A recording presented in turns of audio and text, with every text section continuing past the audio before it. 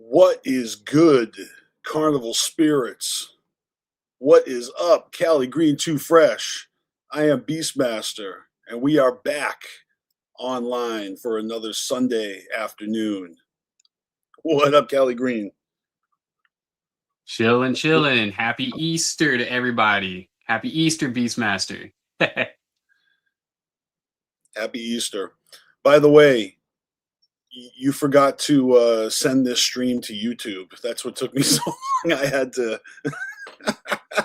Oh, did the YouTube disconnect? Yeah, Gotcha. the YouTube disconnected. Dang. And, well, I only found out because I was shooting the link over to Instagram for the channel in there, the Juggalo Jedi Council, and I couldn't find it. So I had to do a little troubleshooting. I had to do a little reverse engineering, and I fixed the problem.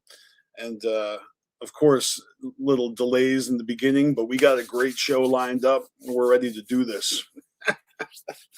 Hell yeah, for sure.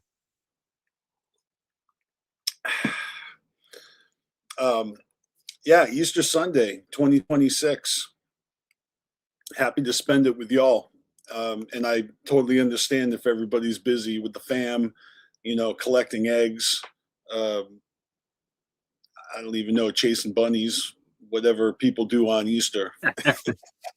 Right. Watching fucking, I don't know, Ninja Turtles Easter special. I'm trying to think what are the great Easter movies. Like, I can think of so many Christmas movies, even Thanksgiving movies.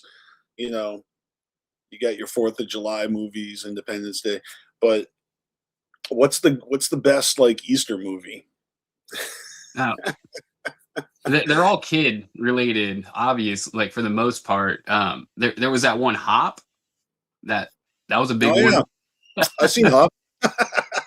Yeah, there was Hop, and yeah, there's this badass Ninja Turtles Easter special from that I remember. I think actually you had to get it on VHS from Burger King, if I'm not mistaken. That's funny.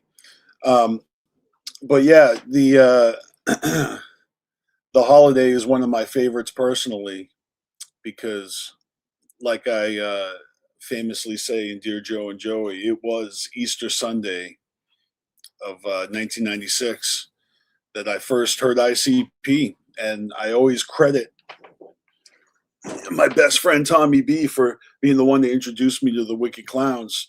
And Easter is on it's a floating holiday. It's not on the same day, every day, every year. But I celebrate being a Juggalo on Easter. So this is like my favorite fucking holiday. I associate Easter with the Lotus Cross and the Dark Carnival, and the karma, and just how blessed I am. Like, I'm so thankful that I discovered this shit. And this year it just so happens to be 30 fucking years ago. So I've been down with the clown for 30 years on Tuesday, because technically Easter was on the 7th back 30 years ago. But whatever. It's like, when was the last time Juggalo weekend took place on Juggalo Day? You know what I mean? You got your actual anniversary, and then you got your like spiritual one, So but yeah, so happy Easter to everybody. It's hella fresh to fucking know you guys, and it's all because of these two clowns from Detroit. So it's very special, and I don't take it for granted. And yeah, I just wanted to put that out there first and foremost. Much clown love. That's crazy to think. It's been 3 decades now. I know. And I'm so obnoxious. Like, next year I'm going to be celebrating the actual 30 years anniversary of when I started repping Juggalo, because I I didn't fucking just start calling myself a Juggalo the second I heard them 30 years ago. It wasn't until I saw them live. When I went to the show, when I was in the pit, when I was getting fucking doused with Fago, and I'm hearing all the songs that I knew because I had been listening to them for a year. Just of course, the Riddle Box was my first Joker's card that I purchased, and so I listened to that shit over and over and over. And um, I can't remember if I got other CDs. I know Tommy had them all. And when we went out to the store to buy Motley Crue's Generation Swine, which was in '97, Vince Neil just reunited with Motley Crue, so that was kind of special. We were crew heads back then, teenagers, and we liked Skid Row and we Warrant. Motley Crue was like the best. So we were so excited to go to the store and get that Motley Crue CD, and it just so happened to be the same day as the Great Malenko. So we accidentally got our hands on those Hollywood Records copies of Great Malenko before they were pulled off the shelf and yanked and canceled from that record label, before they moved to Island and then added Boogie Woogie Woo in the Dating Game, and before Malenko reached its final form. Malenko was like a Pokemon, where that original version was fresh, but it didn't have Under the Moon, it didn't have Boogie Woogie Woo, and like Island Records won the bidding war and put in the songs that were taken out were re-put in, and the Great Malenko was just fucking basically bought twice by everybody. And then they were like, oh, that's a great idea, let's do that again, let's do Jekyll Brothers, and then once again everyone's buying the album twice, even though it's the same exact album. It's never been the same ever since then. But yeah, that Great Malenko was the one that really hooked me. Seeing them live, the Great Malenko was the newest shit. I mean, from there, Forgotten Freshness volumes 1 and 2, like being released, was fucking. It was just the best. So I can't say that these ninjas that have been down since day one, Midwestern Detroit Juggalos, elite Juggalos that have been like, the ones that have been to the first Hall of Wickeds and all that. Those ninjas, they fucking stumbled across this shit when it was just still in its infancy.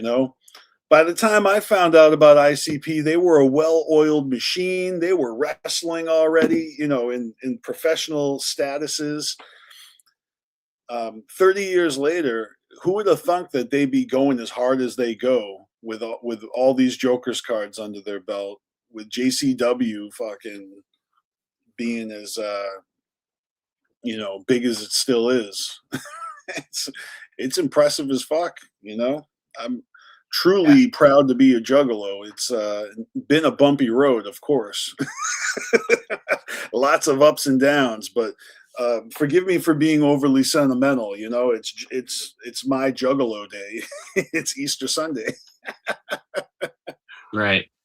I think it's important to note too that back then ICP didn't get the kind of love that they get these days from, media outlets. Like, media has definitely changed, but ICP, for the most part, is getting love these days. And that's something that I think none of us saw coming, and to the extent where they're selling out venues they've never sold out before, 30 plus years later. Yeah. And the old school and the new school, they everyone just gets mixed together in that mosh pit. Or, I mean, I don't know. Wacko the Kid shared a video of like a montage of his first 10 shows opening for ICP, and it was on that tour last year. You know, I see these videos of these crowds, and they're all fucking like sold out fucking not arenas, but just massive fucking crowds. And that is so cool to see, and good for Wacko, but he's the opener. Those crowds are there for ICP. Just to see that many fucking people show after show after show. Yeah, props to Wacko for doing his thing in front of that crowd. But those are ICP crowds. It's fucking crazy how big they are. If you look at that video that Wacko shared, it really shows you from the stage just how many motherfuckers are at these shows. Yeah. And I think EC over here has got a great point too. Like, look at all of the festivals they're being invited to, not selling out, but they're actually being invited to these festivals that they never would have been invited to before. Like, yes, they were invited to Woodstock, but other than Woodstock, I can't really recall too many festivals that they did in the 90s and early thousands, or, it's only been within the last, I want to say, like, maybe like less than a decade, like a little less than a decade that we started seeing them pop up at festivals. And this year they got like an entire fucking festival run. I think they're doing like 4 or 5, like, that's been announced. Right. Like, come on. And there's another leg of their tour, that they're continuing to do these like 1-2 week long tour stints. So which I think is an amazing it's an amazing formula where they can go out for a couple weeks, and then go home. And then, all right, let's do that again in like 3-4 months. And that's the way they're working. Sometimes we'll get like 2-3 months back to back where they have those couple weeks. But the way they're moving right now, they are definitely a well-oiled machine. They've definitely got it down to a fucking science. Things switched up after COVID, and we didn't get tours for the longest until last year. We were getting our shows, our events, but we didn't get a solid tour. And as far as we knew, the next tour was going to be the last tour. Then they discovered this formula, and man, they're just they've been cooking. And well, I gotta say, it's amazing. Violent J's health scare, remember they announced it at the gathering, and the whole reason for like doing the retirement tour was like completely reversed. Like he hit a Uno reverse with his heart, and he was like, in an interview one day, he was just randomly like, "Oh yeah, that's fixed." Like, he's like, "I feel fine," or something like that. Paraphrasing. Yeah, Jay actually looks like he's doing well. Yeah. Son of a bitch. Kelly, I keep trying to put I'm putting it up. You take it down because you're trying to put it up, and then I take it down when I'm trying to. Listen, how about this? Whenever you're cooking, I'll throw up the comments. Whenever I'm cooking, you do the same. All right, I leave it alone. But that sounds like a deal to me. Yeah, I was gonna say there's plenty of instances where ICP drew a line in the sand and decided that this is how we feel about it, and this is our stance, and this is our rallying cry, and this is our us putting our foot in our mouth, whatever. But then in the future, yeah, things change. Like that famous line, "I don't mix my rap with rock and roll," like somebody else I know, is completely thrown out the window, with the rap rock, genre, and that ICP has been dominating. they got the best rock with their rap in rock and roll. So, yeah, it's just for me, I don't even think about it. Any opportunity to see the Wicked Clowns is a good one. And I would love for them to keep doing, I want them to keep the machine going. It's not all on you and me. juggalos that have been down forever that like, oh, you don't need merch to be a juggalo. No, you don't, but they need to sell merch to fucking keep going. So it's fucking awesome that they're selling a lot of merch, that everybody's dripping with hatchet gear, the modern hatchet, the psychopathic vault gear, and ICP merch straight from the merch game is impeccable, and everyone has been imitating and profiting off of ICP's blueprint. Everybody. Everybody's merch game looks exactly like ICP's merch game. Thinking about it, like back in the 90s, like there's one other person I can remember that had like basketball jerseys and shit like that, and that was Master P. They had the No Limit jerseys, but other than that, back in the day, who did that? ICP. It was ICP and Master P.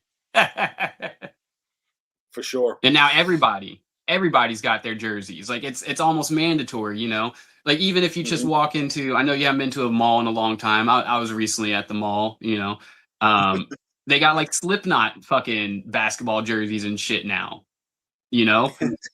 Well, that's funny.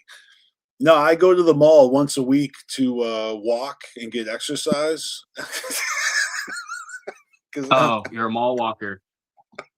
You're one of them. You go before doors are open and get your jog in. Those are my people. Old folks now. But yeah, let me see here. I'm going to go into the media assets. We got a lot of things to talk about. We got a lot of visual aids as well. Shout out to Callie for this sweet Easter fucking thumbnail. I fucking love this shit with the Easter bunny and the gnome. Fucking nice work. And we were recently talking and laughing about how when we were waiting for gathering dates and locations, we got everything else, that we didn't ask for, including this fucking Dan the Doorman. I know we talked about this, but I wanted to just throw it on the screen and, for the sake of posterity, in case anybody actually needs to get their garage doors fixed.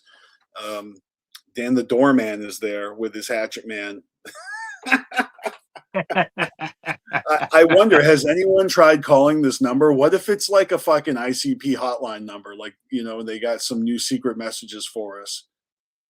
I wonder if Dan the Doorman actually has been getting prank calls from Juggalos, because, or if he's actually been getting business. If someone was like, well, shit, yeah, there's a dead squirrel in my garage door. I've been, or something. Like, I'm just curious. Does anybody know who Dan the Doorman is? That's somebody's uncle that he's like, yeah, we paid ICP for some promo. And now I'm in Detroit, but getting calls from California. Yeah, exactly. My garage is in the Pacific Northwest. How soon can you be here? He's like, I don't know. ICE is in the airports now, so it's really slowing things down. Sorry, Dan. All right, but like I said, when we were waiting for gathering information, I, of course, took it upon myself. Like I said, it's no secret. I enjoy doing an annual April Fool's prank.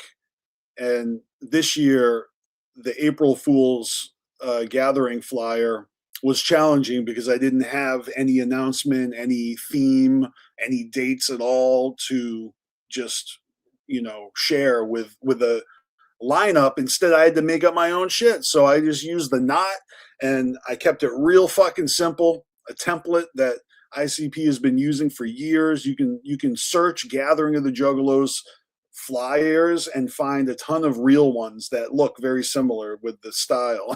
So let me see if I can find this here. Yeah.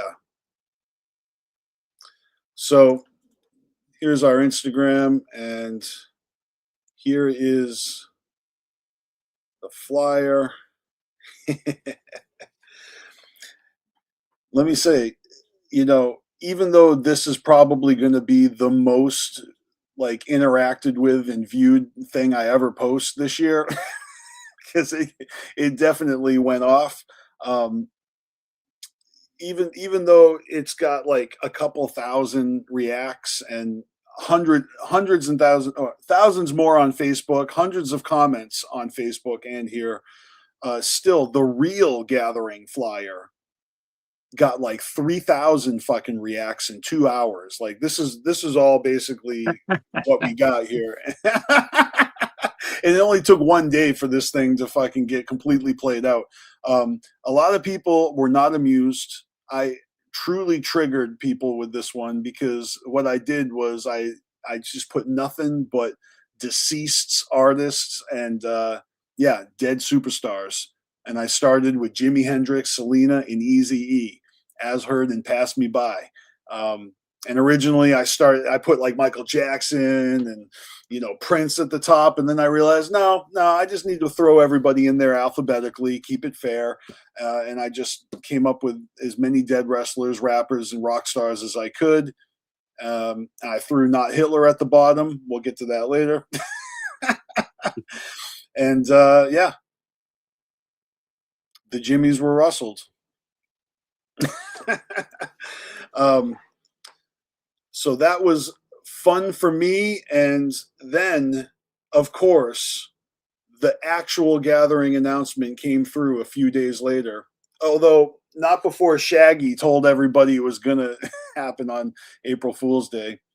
That was probably the best April Fool's Day prank of anyone's, is Shaggy saying, "Yeah, gathering's being announced tomorrow," and tomorrow was April 1st. So Right. And then, well, the joke there is that he was being sincere, but let's be real, he's not the one putting together that image and fucking, posting to fucking all the socials. And nah, man, he's at that point, he's kind of a middleman. Like, he knows they've had a meeting about it. He knows when it is supposed to drop. But we were supposed to go live an hour and a half ago, like technically, like by the scheduled stream. But sometimes you make the deadline, sometimes you don't. Shit happens for sure. Well, no, you really think that he thought it was? I don't know. I think that it seems suspicious. To say that the announcement's coming out on the 1st, like, I was skeptical. All right, according to Scottish Misfit, the Dan the Doorman number is real. That's what's up. Hell yeah. Well, Scottish Misfit, you go ahead and get some work done and film the whole thing while it's going on so people can see Dan the Doorman in action, real time. So yeah, we got the April Fool's Day flyer out of the way. I didn't want to include that in Underground Freshness, but let's get the Underground Freshness underway and talk about the actual gathering of the Juggalo, shall we? Let's go. Underground, baby. Real underground, baby. Yeah, boy. Well, here it is. Shiver me timbers. It looks like the gathering is going like the fucking Pirates of the Caribbean style this year. I love the tall ship. This is fucking sick. Fucking per usual, Tom Wood killing it with the artwork. So that's stupid fucking sick. As soon as I saw it, I was fucking wig blown back. I've been watching One Piece lately with my kids. That's a show about pirates. So yeah, man, I thought this was fresh, and it was definitely a great idea because they're moving the gathering after it's been at the same location for how many fucking years? I don't even know. But that's the whole point. It's a strange new world. We're moving locations, and yeah, man, where the fuck's it going down? Well, that's the thing. You know, Legend Valley has been the home of the gathering for quite a while, and you know, being in Ohio made it very convenient for the Midwestern Juggalos, the Ohio, you know, Juggalos to make the gathering like without any effort at all. This one's taking place in Missouri, and it's a little further away. And you know, I mean, let's be honest here. 26 years in a row, it's been in a lot of places. Cave and Rock is the one that's the most difficult to get to. It's very interesting seeing everybody scramble to figure this one out, to you know, look at the maps and to assess the area. I've seen posts about, you know, the wildlife, snakes and bugs and shit. Yeah, it's great. And more information, the better. I actually have an info chart someone made. I get a bunch of graphics I'm going to be flashing on the screen, but I guess we can start with the official information. Callie, you put this up here. So tickets go on sale on the 24th. It's going down August 19th to the 22nd, so it's a little later in the year. It's called Max Creek, Mother Nature's Riverfront Retreat.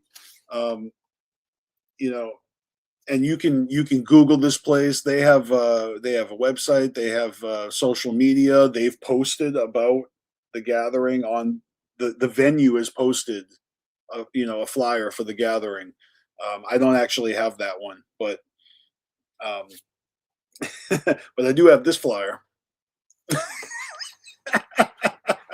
which was shared by Acetone Boogie.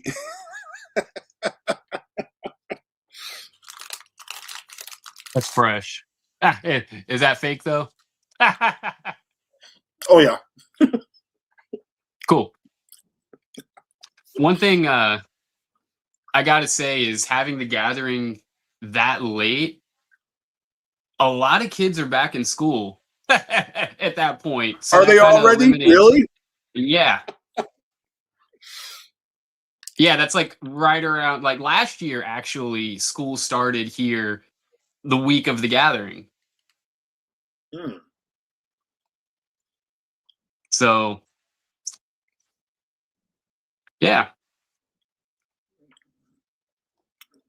Well, just a little, you know, I mean, side note. the carnival provides, you know, if it was meant to be, I don't know what to tell you. Here's another flyer I found on Facebook that I thought was funny. Yes, absolutely fake. This one, this is another one that came out before the actual announcement. I guess I didn't want to leave it out since we're looking at funny flyers. That's hilarious. Obviously fake. I mean, it's the image from last year, like blacked out. Exactly. Very lazy, but still funny. And then, of course, this is that old classic spin on the gathering of the Juggalos, the slathering of the buffaloes. So had to show this one some love. That's hilarious. All right, so this is the infographic I was telling you about. Somebody made this and shared it in the interwebs. It's comparing Legend Valley to Mother Nature's Riverfront Retreat, and of course, this is all allegedly, because any of this could have been just made up and pulled out of someone's ass. But if it is actually researched, it's very helpful. So, Legend Valley, full sun, no escape from the sun. Sun's trying to kill you at all times. Mother Nature's Riverfront Retreat, shaded woods. Well, that's fucking appealing. Basic porta potties is nice bathrooms and showers. Tents versus cabins and camping. And I don't know what the deal is with that. Do we have to wait until, you know, the website and the tickets go on sale? Listen, if there's cabins, there's cabins in that type of capacity, like holy shit, like that's game changer. Fewer bugs at Legend Valley, more bugs in Missouri. Not liking that one. No River versus Beautiful River. That's until we get our asses in there. Right. Festival Chaos versus Nature Chill. That's the one that I feel is a little forced. You know what I mean? I think Juggalos are capable of Festival Chaos no matter where they gather. So Mother's Nature's Riverfront Retreat is not immune to Festival Chaos. You know? Oh, for sure. I've may been also to be chill. I've been to some crazy festivals, like rave festivals, of course, that were in like camp areas. So yeah, man, you could still party hard at a at a campground. Yeah, and it looks like they actually have, like, everyone can have little campfires, and they'll provide like wood and stuff, and you know, So Juggalos love burning shit, so that's a mistake. No, I'm just kidding. well, one of the reasons that they had to actually change gathering locations was because of new fire laws. Like the fire marshal like set some strict fucking guidelines, and I don't think this is the only festival that was going on at those campgrounds that had to be canceled due to these new fire laws. Yeah, So yeah, man, like us Shaggy was very firm, like, hey man, you know, all y'all out there that are setting porta potties on fire and doing shit like that, like y'all just making it harder. yeah, it's unfortunate, but I have seen some crazy destruction, but it was like part of the gathering. It was like a troop of I don't know, stuntmen or something, and they were blowing shit up. That was like Yeah. one of the events. Unsanctioned cherry bombs and you know, dynamite is not cool. Right. But Even there's, you know, Big Silva, and they're destroying shit with Big Silva. Sometimes they have a huge bonfire. Sometimes there's an unsanctioned bonfire. It's like, it's cool when they do it, but when Juggalos do it, you know.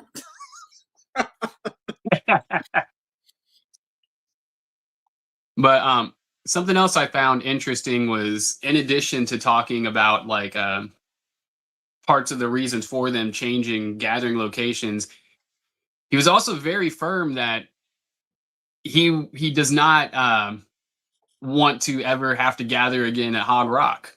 Like, Yeah, he doesn't like Hog Rock. I thought that was very fucking interesting. He was very firm. Kind of paraphrasing here, but he said something along the lines of when people suggest that location, it makes him like just want to punch a baby.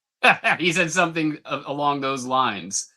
Look, I don't know anything behind the scenes in regards to, you know, the company Ninjas in Action, you know, Rob Bruce, and the dealings between the owners of these venues and Psychopathic. And I've heard things about, you know, Hog Rock and vendors, and you know, issues with lots of different locations over the years. You know, they have been having a hard time like locking it down, but Hog Rock is doing a family reunion show for the underground, and I'm just saying, Shaggy being so anti Hog Rock, it would be a huge coincidence if it wasn't related to them like doing a Juggalo centric event without Psychopathic. You know, like,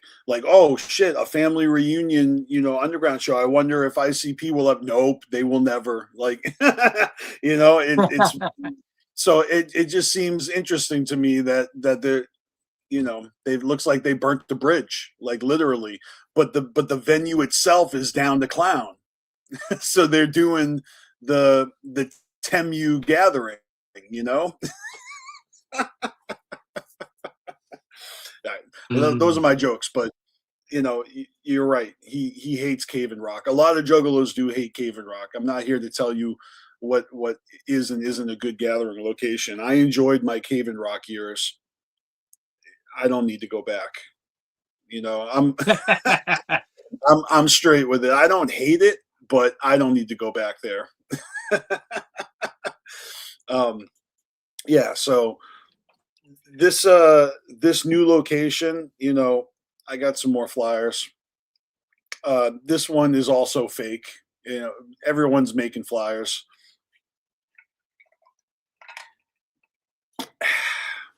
But this You is know what? actually I'm gonna say well made.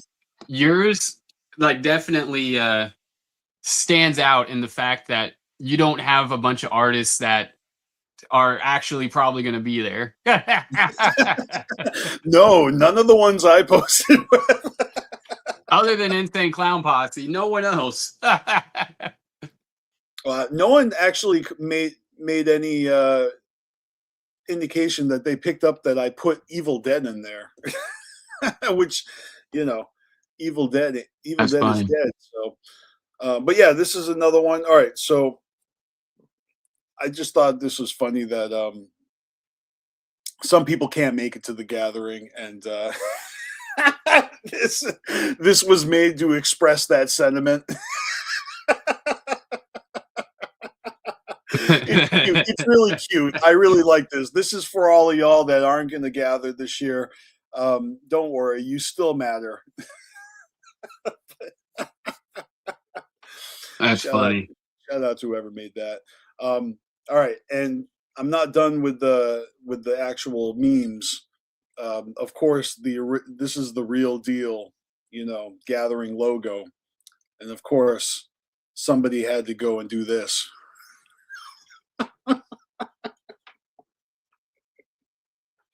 We're gonna fuck this place up too.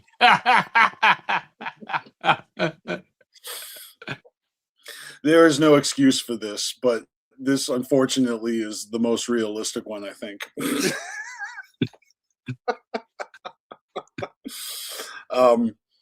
This one made me angry. I'm just kidding. Oh God. You know they had to do it. And then of course this had to happen as well. When I saw this, I wasn't surprised. Let's go. That's fresh. Yeah, shout out to Willie Hayes. Yo, he's the homie, man. He came through for that interview on the channel just before they went out on tour, and I've been seeing a lot of content from you know, Billy Defense and him from the road. Looks like they're having a lot of fun. You know, they also had this flyer made, which might be a nice transition.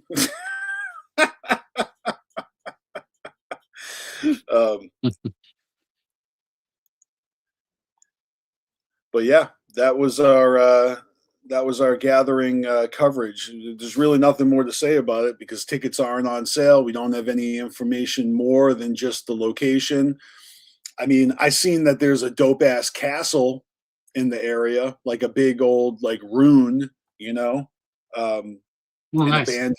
abandoned structure that, you know, is prime for, you know, graffiti tagging. And I seen people say they're going to go there and film music videos. So like Missouri is about to get swarmed upon, you know, they're about to get Oh, yeah. clowned for real. Yeah, it looks like a lot of fun. For the record, I love Missouri. Can't say I've ever been there. Oh. No, like one of my favorite cities is actually St. Louis. So I used to spend a lot of time there as a kid. So is this like near Tech Nine's neck of the woods? I would assume so. I mean, Missouri's not that big. I guess it really doesn't matter. You know, Tech Nine's always touring it all over the world. But I wonder if, you know, it being in his vicinity of where he's from would influence if he actually performs again this year. You know.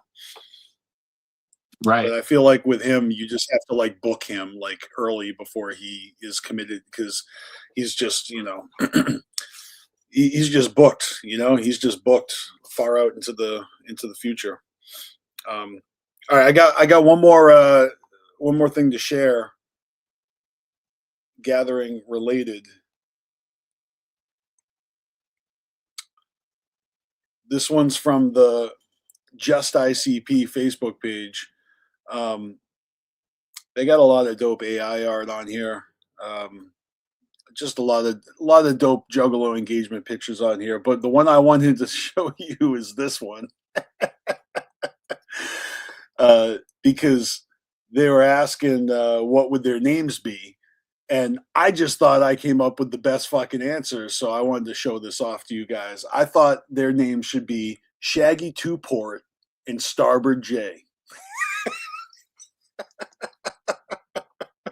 I have no problems with that.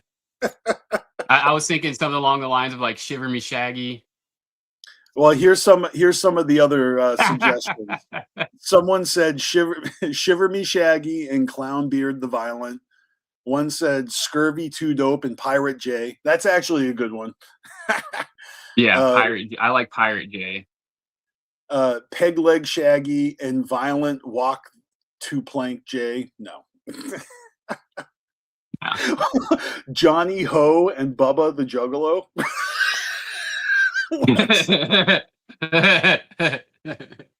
Okay. Wait a minute. Pilsner and Bilsner? Swashbuckler Shaggy and Captain J. Psychopathic Pirates. Grim Joe and Captain Funk. Shaggy to R and Violent Yar. Wow. Clowns from the Caribbean. The next big money movie theme. That would be nice. Ooh. It was supposed to be in space, but I'm kind of digging the pirate theme actually. Bro, this next one is great. DiCaprio Too Dope and Violent Winslet.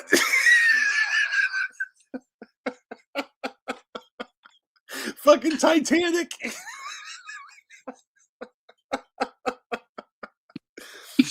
I mean, you could have done it the other way around and be like Shaggy Two Rose and Violent Jack because their names are Jack and Rose. Oh my god, that's too funny. Yeah. Here's a good one. Little Plank and Violent Booty Plunderer. Violent Booty Plunderer. Long John, Teabag, and Captain Jack Swallows. These are great. Oh. Let me see here. That's a good find, TJ. Big Baby Peg Leg and Sugar Beard. Jolly Three Dope, War J Thunder. Triple Two Strangler. All right. You know what? This was fucking hilarious, but I still like mine. Shaggy Two Port and Starboard J. One person liked it. Yeah, I like this Facebook page a lot. Just ICP. It's great because it's just ICP. There's a lot to look at here, but we'll keep it moving and move on to the next thing. Let's see. Well, I guess that would be the Trill Juice page. Since I did queue up a few pages to share with y'all. And yeah, lately Trill Juice has come out the woodwork and been covering so much underground shit, like clearly has ICP and Juggalo culture on their radar, as well as a lot of shit that like is not on my radar at all. But you know, they're reporting on the gathering here. Let's see. Another one would be I appreciated this post, reminding us all that Halls of Illusions music video came out 29 years ago. This is the kind of content that I actually kind of want to start doing, because now that I've been a Juggalo for 30 years, and I have my calendar books that remind me of all these landmarks, and there's a lot of archival, milestones that I could actually contribute to the online community, But fucking hey, man, Halls of Illusions. This video was fucking epic when it came out. Oh hell yeah! I love this video. That's a great reminder. All right. I feel like this isn't news. That must have been a slow news day, but Yeah, right. This isn't news. We've heard this many times over the last, so many years. But yeah, I mean, I guess there's a new clip. Was there a new Shaggy interview or something? I haven't even read this. no, that looks like that's from the oh crap, what's that one called? The Champs, Drink Champs. Oh, and that was a while ago. Yeah. That was at least a year or two ago. So that, like I said, slow news day. He's probably got a bunch of talking points like these, like in the holster, ready to blast out. Because this guy, whoever Trill Juice is, they are putting in work. Let me tell you. Can I tell you something funny about this? Because I actually watched this dude, Kevin Gates, like he was doing a live interview, or he was recording an interview, and he gets on the phone and he calls Tech Nine, and he starts talking to Tech Nine on the radio or on the video interview, and Tech Nine's like talking to him, and then like after a minute, Tech Nine realizes who he's talking to, and it's just funny because he doesn't know who he's talking to for like a whole minute. And he's like going off. He's telling him all this shit. And Tech's just like, yeah. He's like, wait, who's this? He's like, oh, okay. And then he gets all fucking familiar and friendly. And it's like, dude, you just like talked to him for like a minute and you didn't even know who you were. Like, because you just fucking called him and he's like, hey, we're on the fucking air. And Tech's like, huh? What's going on? Like, wait, what are we doing right now? Who's he's interviewing like, me? Did I sign up for this? Did I forget something? Oh, my bad. I mean, Tech is uber famous. He probably has like 100 fucking friends that might at any given minute call him on a live interview, and he's just like, hello. Right. So I thought that was funny that, that actually made the Trill Juice report, and I caught that interaction. All right, what's the other one here? There was another one that had a bunch of people in it, plus ICP. Here we go. It's this one. If you have to listen to one for 24 hours, who is it? It's not a question. It's ICP. I'm going to say that I think it's fresh that you see Kung Fu Vampire mixed in here. Whoever this Trill Juice guy is, obviously like really has their eye on the culture. Yeah. I'm going to be honest. I don't know who everybody is in this picture. All right, so I think the first one is Dax. Okay. I'm not sure who the second one is. Then you got Kung Fu Vampire, ICP, Tech Nine, Lil Peep, Lil Wayne, and I believe DMX. Yeah, that's definitely DMX. Yeah, so there's only one. I'm not sure who that is. I don't know, but he looks like an extra from The Walking Dead. Wow, I see it. He's one of the guys that's introduced right before he dies. Yeah, totally. No hate on whoever that is. Well, all right, that's cool. We got this right here, which actually might be a nice segue. Trill Juice talking about Ouija Macc. People are saying Ouija Macc might become the biggest Juggalo rapper, even bigger than ICP. Holy shit. So Trill Juice is posting fake news now. Interesting. listen, like it would be interesting to see Ouija Macc reach that level of fame. Like I'm gonna put it that way. It'd be very interesting to see him get to that level to where he surpasses ICP. Do I see this as like a possibility? I mean, I'm not sure. I will say that ICP has 30 years ahead of him, and they've also dipped their toes in a slew of different genres of music. Whereas Ouija, he's kind of always done the same thing. You know, he changes it up a little bit, but he has his like distinct sounds. There's like a few of them, and he sticks to those. So I mean, I don't know if that kind of puts him in a bubble.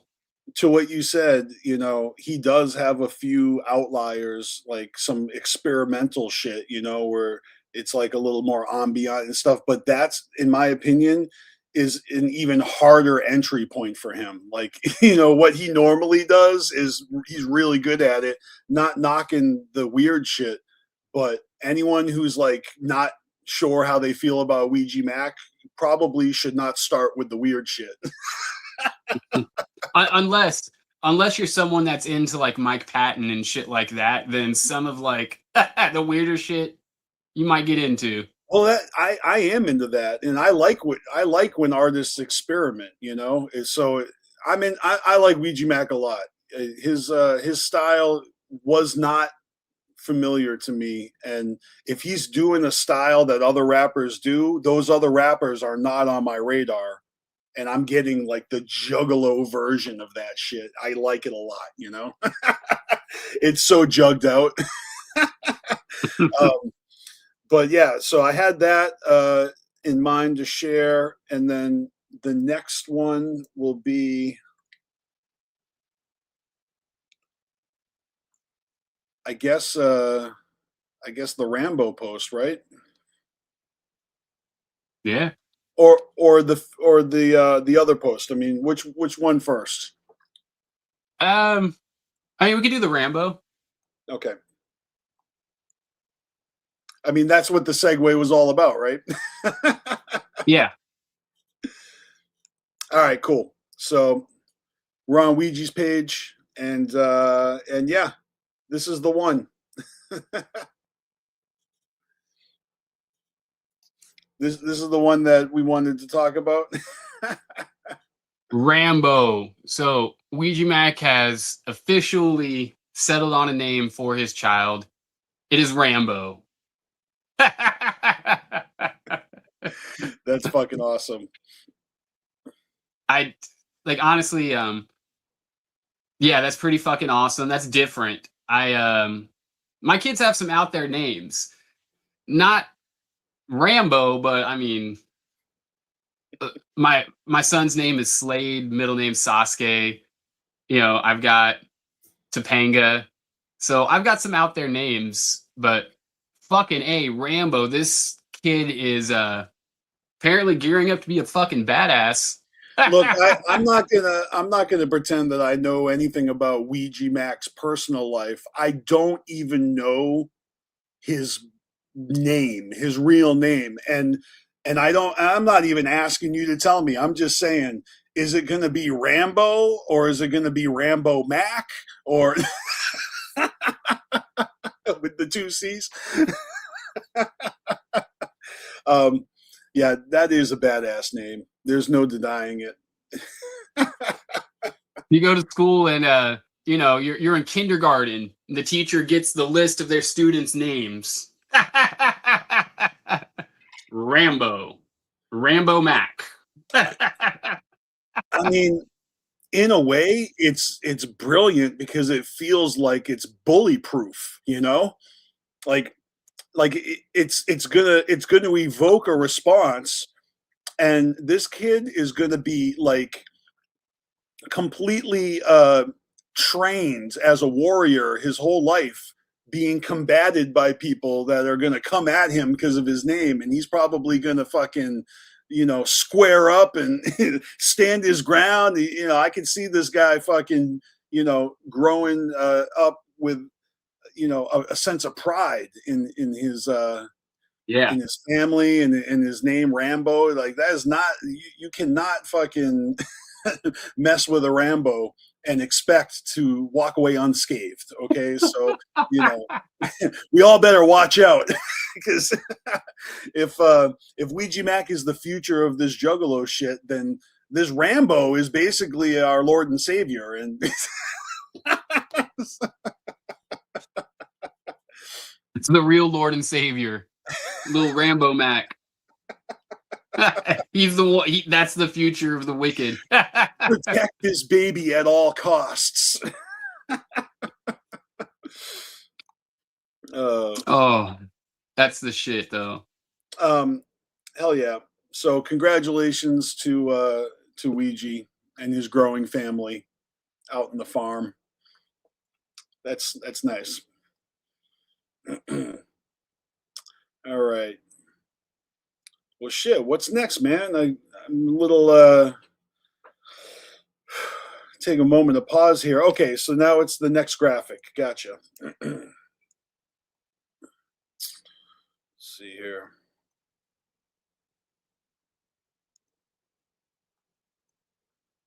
Next graphic comes from the All Juggalos Facebook page, another favorite of mine. Yeah, when this image dropped, it was shared in all the groups, and I actually found it very amusing. So I shared it with Caligreen, and yeah, fucking pretty dope, very colorful. We got this lineup of ninjas. Caligreen, do you want to give us a roll call of these unusual suspects, please? Yeah, we have Wacko the Kid, followed by Darby O'Trill. We've got Cartoon Bondurant. Who's that? We got Enoch in the middle. Then we got fucking Clockwork E, followed by Midnight and Yami. And it's undeniable that these are some of the most talked about names when it comes to up and comers in this genre. Well, that really was a good segue, you know? Like, is it Ouija or is it all these other dudes that are on his fucking tail? Like, you know, like following close behind? Or is that obnoxious? Is Chapter 17 so far in the lead that these guys are aspiring to be like Ouija, or are they trying to take him out and dethrone him? Is it a free for all? Is it a fucking Royal Rumble? Like, what is it? What's going on? what I think is there's definitely levels here, right? You got ICP at the very top of the totem pole. Underneath them, if you're sticking, you know, to who we have our loyalties to, right under there, we've got Ouija Macc. And then you've got all these people right here that are on just the next tier. These are all the people that are newly cooking. I mean, Darby's been doing it for like a decade now, but a lot of his stuff was primitive because he was brand new pretty much whenever he was doing shit. But, you know, Darby's put out a few albums now with Chapter 17, but I still think he's got a lot of room for growth. Wacko the Kid, like, he's dropped one official album. Yeah, there's a lot of room for growth there. Cartoon hasn't been around all that long. Like, he just really started getting his push. I don't know too much like on his history, like how long he's been in it. I want to say, you know, since 2020-ish, like from my knowledge. Enoch, I just really started hearing about him last year. So that's brand fucking new as well. I mean, he's involved in the homework assignment you gave me last week. So yeah, I was looking at everybody's stats, and he by far had twice as many as Cartoon, and his other homie had even less. So he's the one that has all the attention on him, and then his groups are you know, are not doing too shabby. But we'll get to that later. I just thought I'd point that out, that he's the one with over 40,000. Yeah, which Clockwork E, they've only been together since I believe 2020, like 2019, 2020. And I think their first performance was actually on the Gong Show during COVID. Mm. So yeah, and then Yami once again, like he is brand fucking new Jug for the most part. So yeah, man, like where is like Ouija fucking A? Like we're coming up on 9 years of Ouija Macc repping the hatchet, you know? You know, that for a decade of doing what he's doing, the catalog looks like it's been twice as long, you know, because so many releases in that time. And that's pretty incredible. But I suppose it's less of a combat situation and more of a race. You know, it's a race to release music. I mean, when I look at these guys, I'm thinking about music. You know, so I've never actually heard a Midnight in Miami album. You know, I've got Wacko's album, but like you said, that's his only album. That's his first album. Um, I mean, I fucking support Darby O'Trill. I don't have all his albums in physical copies, but I do have all of his solo albums in physical copies. I'm missing his collab albums. Like I don't have his Ouija Macc collab. I don't have his Robocop collab, and then of course you know, these other two are the Siamese Goat Gods, right? Yeah. Yeah, so they're new to me. I really am not familiar with them yet. I haven't heard their album yet. I haven't heard any of their songs yet. Maybe I've heard like 2 songs. So it's no hate, but you know, Clockwork E I'm very familiar with, and I love their shit. But you know, I've been exposed to them longer.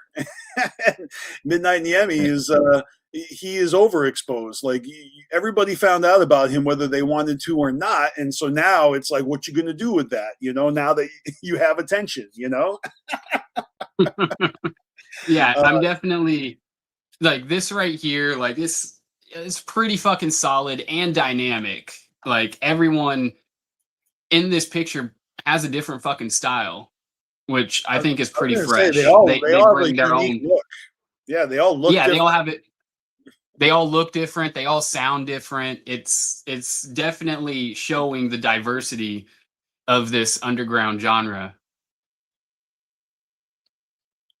All right, I got a question. Do we know what the significance of Darby's face paint? And I don't mean the white part, but I mean like the spikes in the circle under the eye. Is there any kind of lore attached to that, or is that just you know, the look that he chose and is running with? I think that's just the look he chose and is running with. Was that the first one? I can't remember if he had a different paint before that one. I think before he just did the thing. Yeah, I don't know. He didn't do the white. Because he's a diehard Juggalo, so you know, there's probably been instances where he's painted up, but it wasn't necessarily meant to be this is my new look type deal, you know. I feel like whenever we ascended with Detritus and Dark Planet, somewhere around there is whenever Ouija revealed his face paint, and I think Darby started repping like same time. So yeah. I think whenever we ascended to Dark Planet, we started wearing our paint. I love how you know exactly what era things were happening in the, you know, the Ouija sphere. Chapter 17. Yeah, so this is pretty cool. I like this image, you know, fucking turn underground rappers into cartoon characters. I'm all about it. And let's see, with that, I think the next one would be the Project Born shout out. Yeah. Boom. So what are we here to talk about? We going to shout out Project Born? Yeah, no, absolutely. After we talk about them shouting us out. if you scroll down, this was just the other day. This is Project Born's Facebook page, and I think one more scroll. Monstar, click. Oh, here it is. This is the one. I got this random notification the other day, and it was Project Born sharing this video that I uploaded to Carnival Spirits back in 2016. So this is friggin' 10 years ago, and it's concert footage from the gathering, Project Born doing their thing, and yeah, they found this shit and they shared it. It says 10 years ago we took it back. What a time! So 10 years later, what's next? With a bunch of hashtags. Shout out to Carnival Spirits for the footage. So I commented back. I was like, hell yeah, I filmed this. And Chris Polk said, dope, appreciate you, homie. So yeah, shout out to Project Born. Always showing love. Hell yeah, man. And I think it's worth noting that we've had we've had Project Born in the tunnels multiple times. I've interviewed them. Scotty's interviewed them. Chaos has interviewed them. There's footage of Chaos fucking getting drunk with them out there. Like we've definitely established a connection with Project Born, and it's a long-standing one. Yeah, man, fucking all love Project Born. Absolutely, they've always been mad chill. I've seen them a ton of times. Always enjoy them when I do. They have one of the classic ICP tracks with the Graveyard, man. I fucking right. I love that shit. Talking about thinking about being down with the Clown for 30 years. The Great Malenko really opened the doors to the Dark Carnival for me. But when that Forgotten Freshness Volume 1 and 2 dropped, yeah, I most likely had already heard, Forgotten Freshness Volume 1 was out there, and a lot of those tracks were on the internet. And that's what you would do, is you would find and download tracks, ICP tracks from the internet. But yeah, Forgotten Freshness Volume 1 and 2, such a dope compilation, and it had that track. It was probably one of the best tracks on that fucking album for The Graveyard.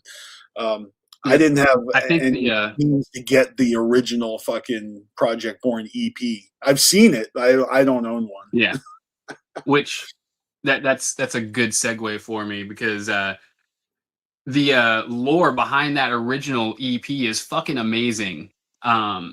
If you don't know this story, they had a completely different album that they apparently submitted. I remember the story. Yeah. Yes.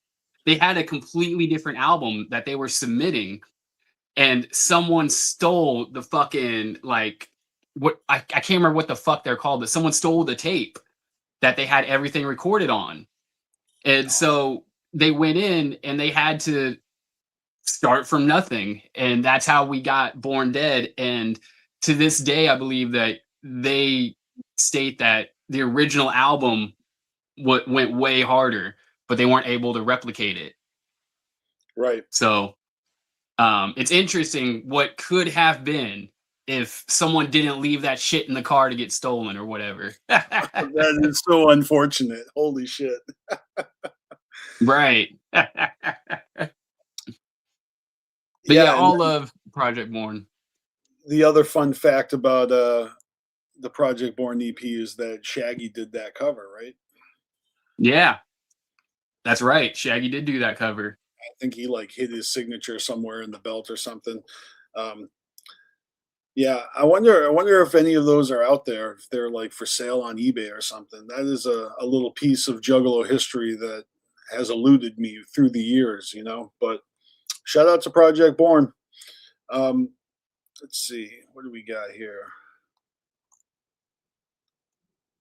Fuck, I don't know what's next, man. Is it this Violent J pick?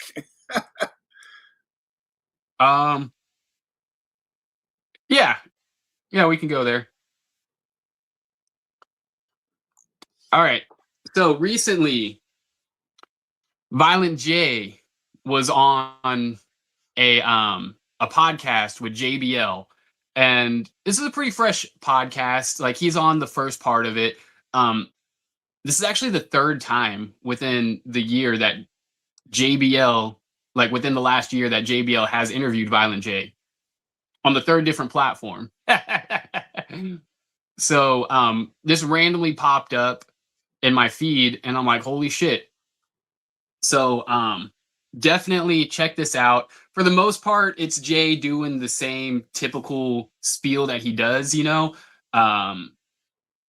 Like if you've heard Jay talk before, you know what I'm talking about. He gives his story about being signed to Disney, and he gives all those rundowns that he normally gives. So nothing too new in this interview, but he does bring up something I thought was interesting, and that's that he likes the Juggalodium where it's at currently, and he thinks that if it got any bigger, that it wouldn't be as fresh, it wouldn't be as underground. Mhm. I thought that was interesting, and he also mentions that even though JCW is kind of his passion right now, that there's no slowing down when it comes to music, that music is always going to be there. But this JCW thing is his passion project at the moment. Well, that makes me feel good. I'm glad to hear that. I'm happy he has his passion projects, but it makes me happy to know that music is still going to be priority one, because that is what brings me to the party. Yeah. Hell yeah. Do you want me to go to this next one here, which is Violent Yeah. J winning 50%, gaining 50%? Yeah, with that being said, shout out to Ringside News for this dope little visual. But yes, the current JCW storyline, Violent J had apparently 49% ownership, and he won back his 1% in order to have 50-50 ownership with Vince Russo. I haven't actually been watching, so you know, but all love to fucking Violent J for winning back 50% ownership of his company. You know, mad fresh. They're doing big things over at JCW, and man, even though I'm not watching, like I like sitting on the sidelines, and you know, I like listening to Jay talk about JCW more than watching JCW, if that makes sense. Like I love watching wrestling interviews, but when it comes to wrestling, like it's just not my cup of tea anymore, like actually watching it. But I am interested, like the tiniest bit. Jay is doing everything that he can possibly muster in his brain to do to get you to watch. They Right. are going hard. All right, let's see here. Well, shit, I don't have. I guess I have this leftover April Fool's Day joke. I should have talked about this one earlier, but do you guys catch this twisted version of Great Malenko that went out? This is fucking Hey, funny. listen, it's coming, TJ. Is it? It's coming. It's coming on the 24th. So get ready, because you're gonna have Twisted's version of the Great Malenko. And like, bro, you know we all would be lying to ourselves if we said we did not want this. That this is not this is the album we've all waited for the last, I can't even tell you how fucking long, man. Like I've always wanted to see the Great Malenko done Twisted version with that MNE stamp of approval.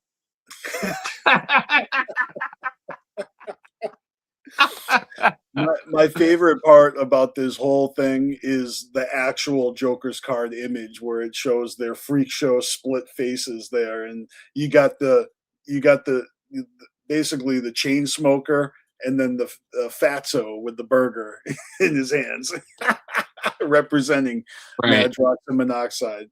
So But this is a good one. I think it's hilarious because obviously Twisted's the butt of this joke.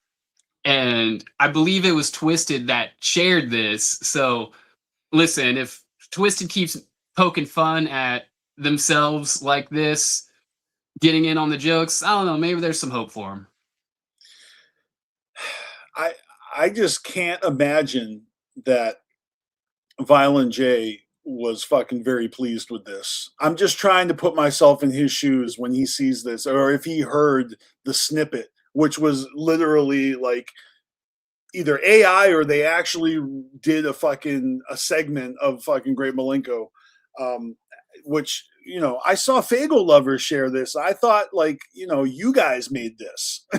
And then you're telling me that Juggalo Collectibles was sharing it. And then I saw Twisted's fucking name on it. And I'm like, oh my God, who fucking made this abomination? Like, right. It was all over the place because when I first saw it, yeah, on Juggalo Collectibles. You saw it on Fagel Lovers. Then we found out later that apparently Twisted shared it. So it was that it was interesting how that unfolded. But regardless, this is out there. There's a snippet. I'm interested in hearing if there's a whole song or just this snippet.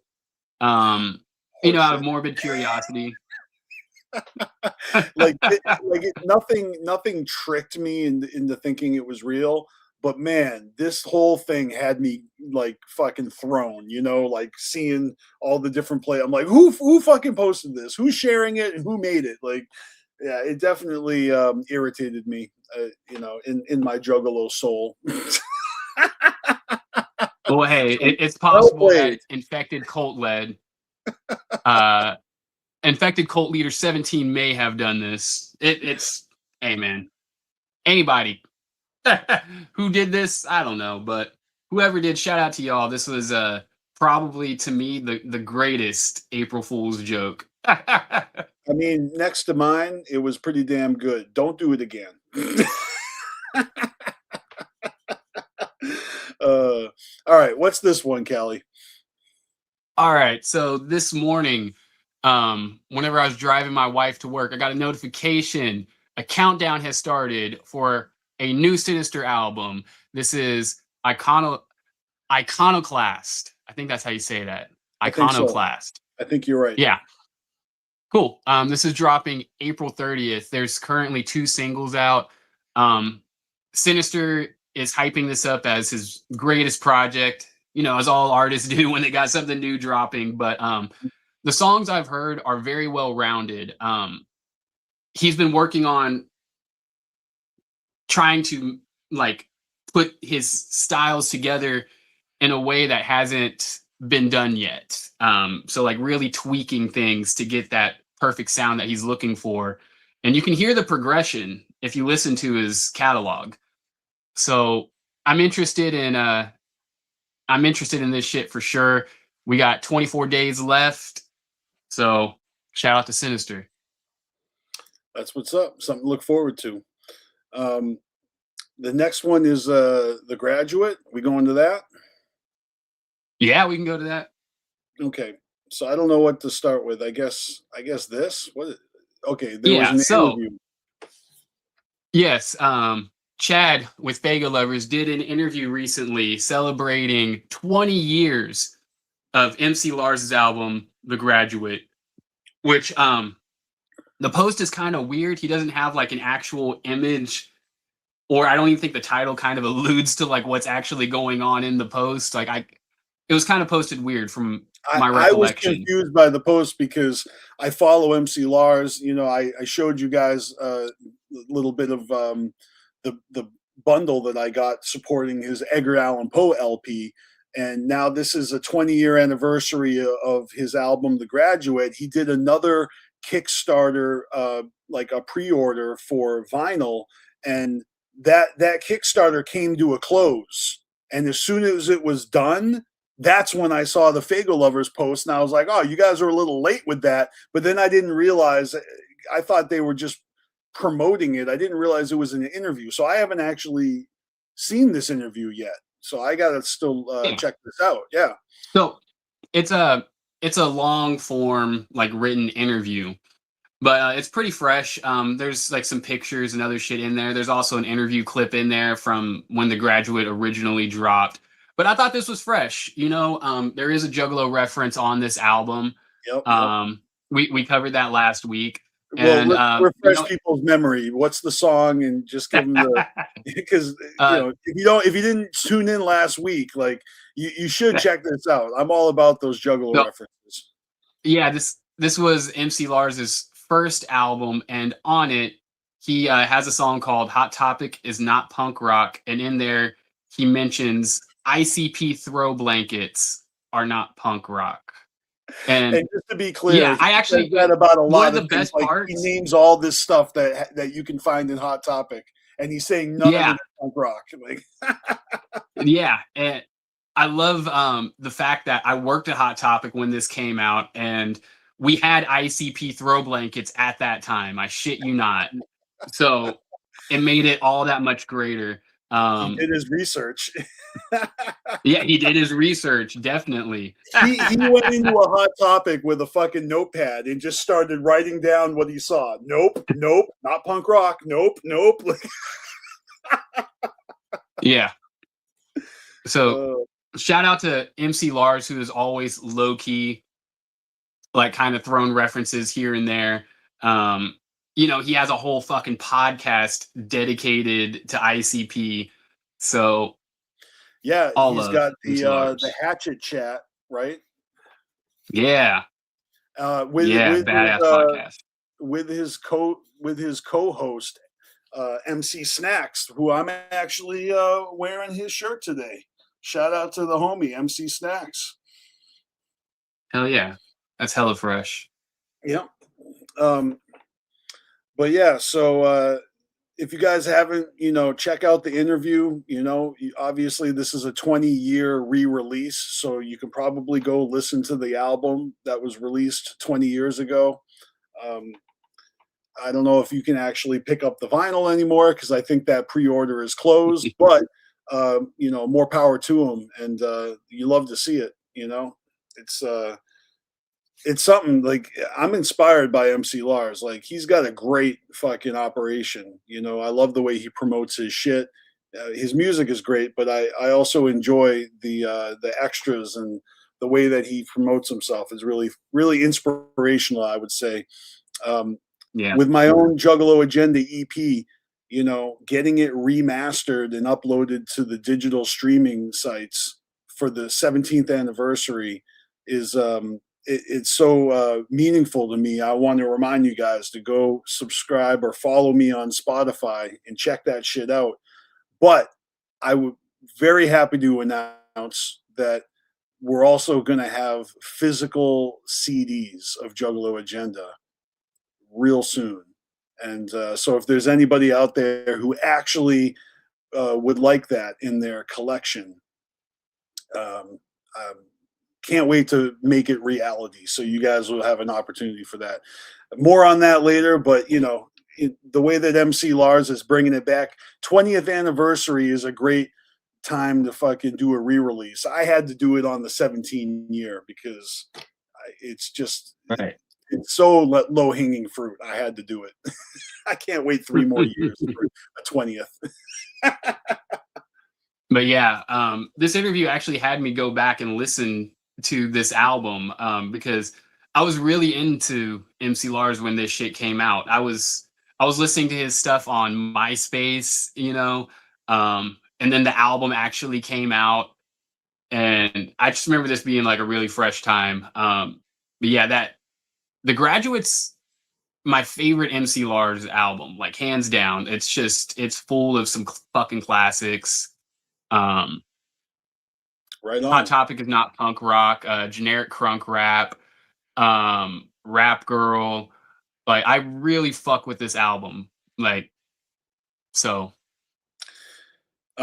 Yeah, I need to revisit it. I've definitely heard a lot of his music, but I can't say for sure that I've listened to The Graduate from beginning to end like that. So the next one is that flyer that had a canceled version. Do you want to go to that one next? Oh yeah, we can do that. All right. So Oh, my right, little your April interview. my little April Fool's prank, which was not at all an April Fool's prank. I had announced that I was going to be having Evil Pimp in the tunnels this past Wednesday. Um, Unfortunately, at the last minute, it fell through.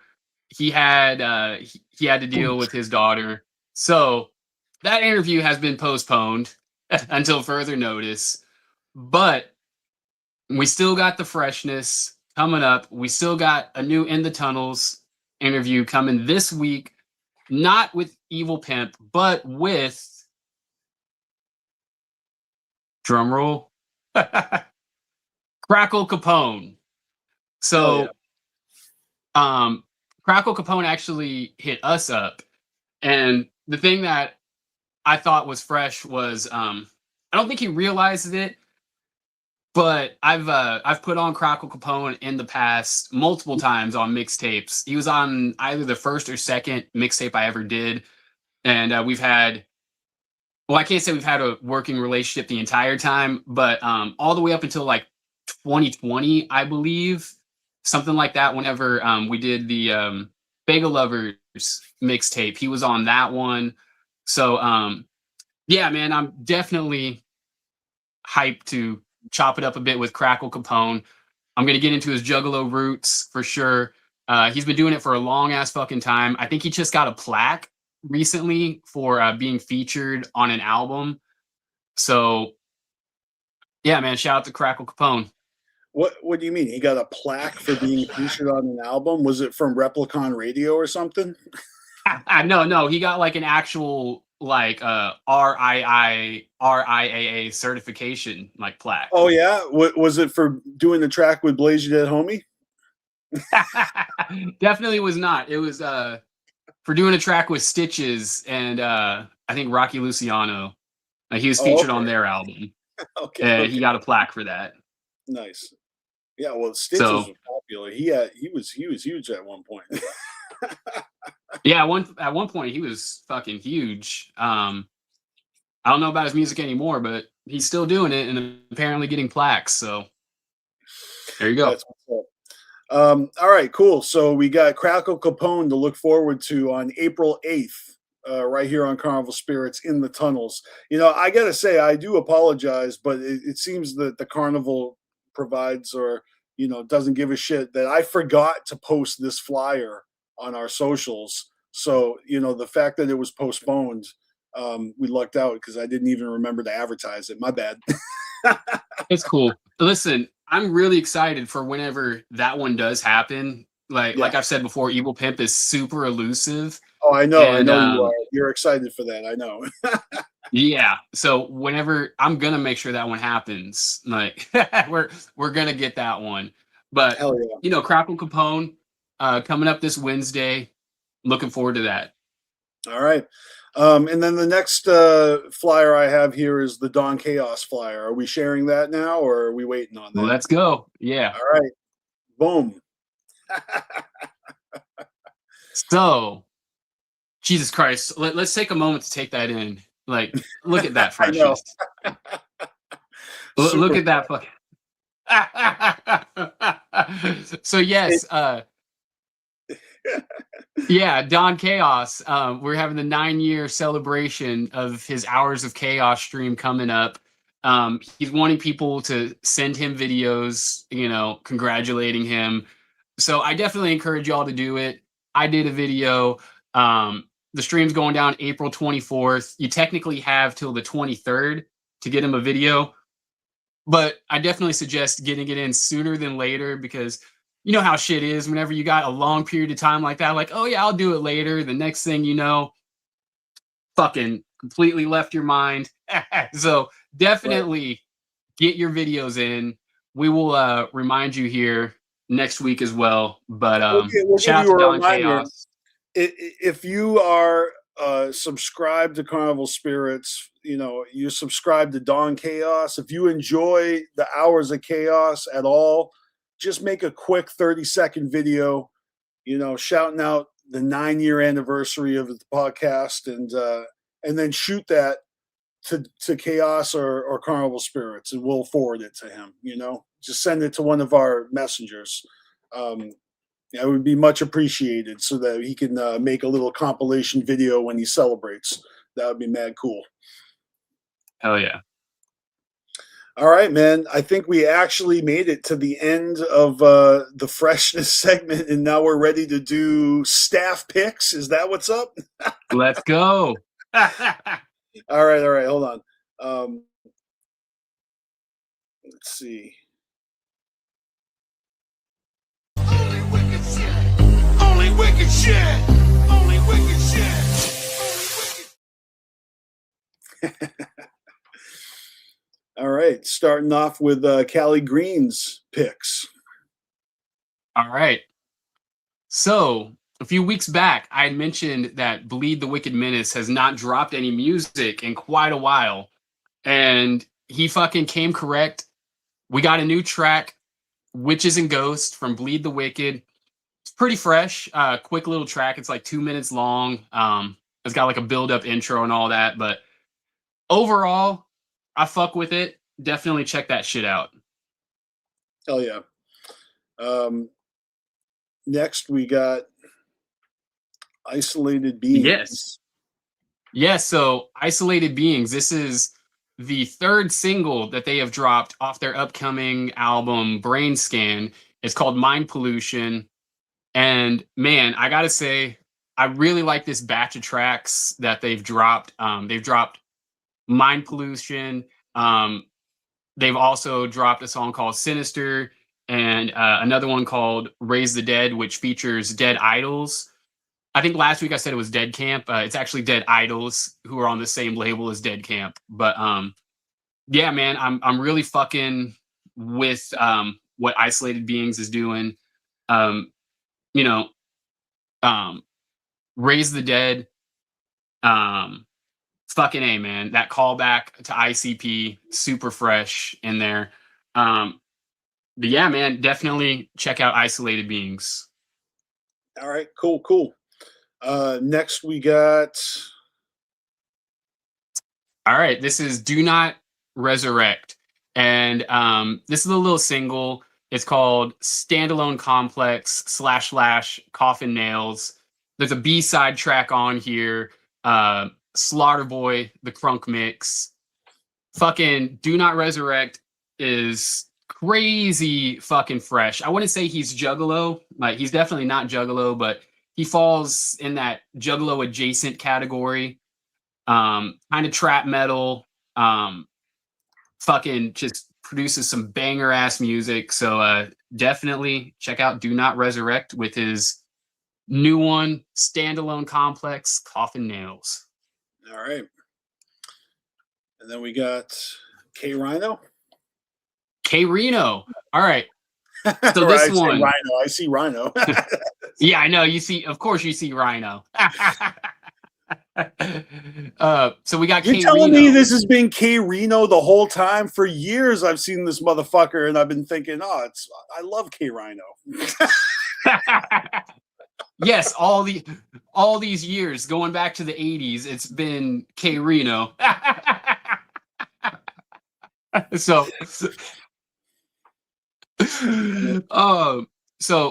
real quick, K Reno's album, The Industry, a little play, on the industry. Oh, that's clever. I like that. Yes. So you see the tree, it's got all the different, the industry things. Like, you got your food, you got your prisons, your media, music, government, religion, Hollywood up there. Yep. So, man, so K Reno isn't a horrorcore rapper. But with that being said, he started the South Park Coalition back in the 80s alongside Gangsta Nip. And as y'all know, Gangsta Nip is one of the originators of horrorcore. And they've had a long-standing relationship this whole time, going back to the 80s. So that's his horrorcore connection. But when it comes to K Reno, he's more of a conscious rap artist. And holy shit, I have not listened to all of this album. I'm about at the halfway mark. It's like a little over an hour. I want to say like a fucking hour and 18-minute long album. So, but if you're looking for something just completely different and that's just gonna have you zoned in actually listening to what someone's saying, check this shit out, because that's exactly what I found myself doing listening to it. It's just really zoning in on what K Reno's saying, because he's got a lot to say. And this album so far, from what I've heard, is mad fresh. Damn. All right. Cool beans. I'm intrigued. All right. Next. Yeah. Okay. So I had never heard of this artist before, like, yesterday. Literally before yesterday.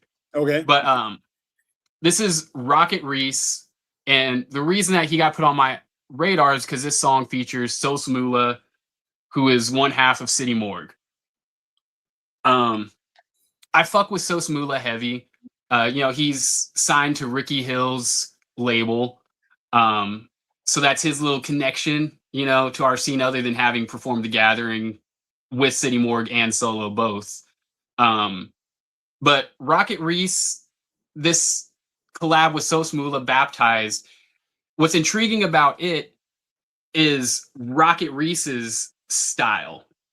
It's nothing you've ever heard before, because what he does is he takes a newer form of rap that's kind of coined the term witch house is the style of rap. If you're familiar with like Cemetery Grave Main, Hackle, the Haunted Mound movement, you know what I'm talking about. BstMstR, I know you have no idea what I'm talking about. I'm over here speaking Chinese. Yep, I've never heard any of this. But it's a newer style of rap. Yeah, I think like auto-tune, but like ghostly sounding auto-tune. Okay. If that makes sense. Like a haunting sounding auto-tune for the vocals.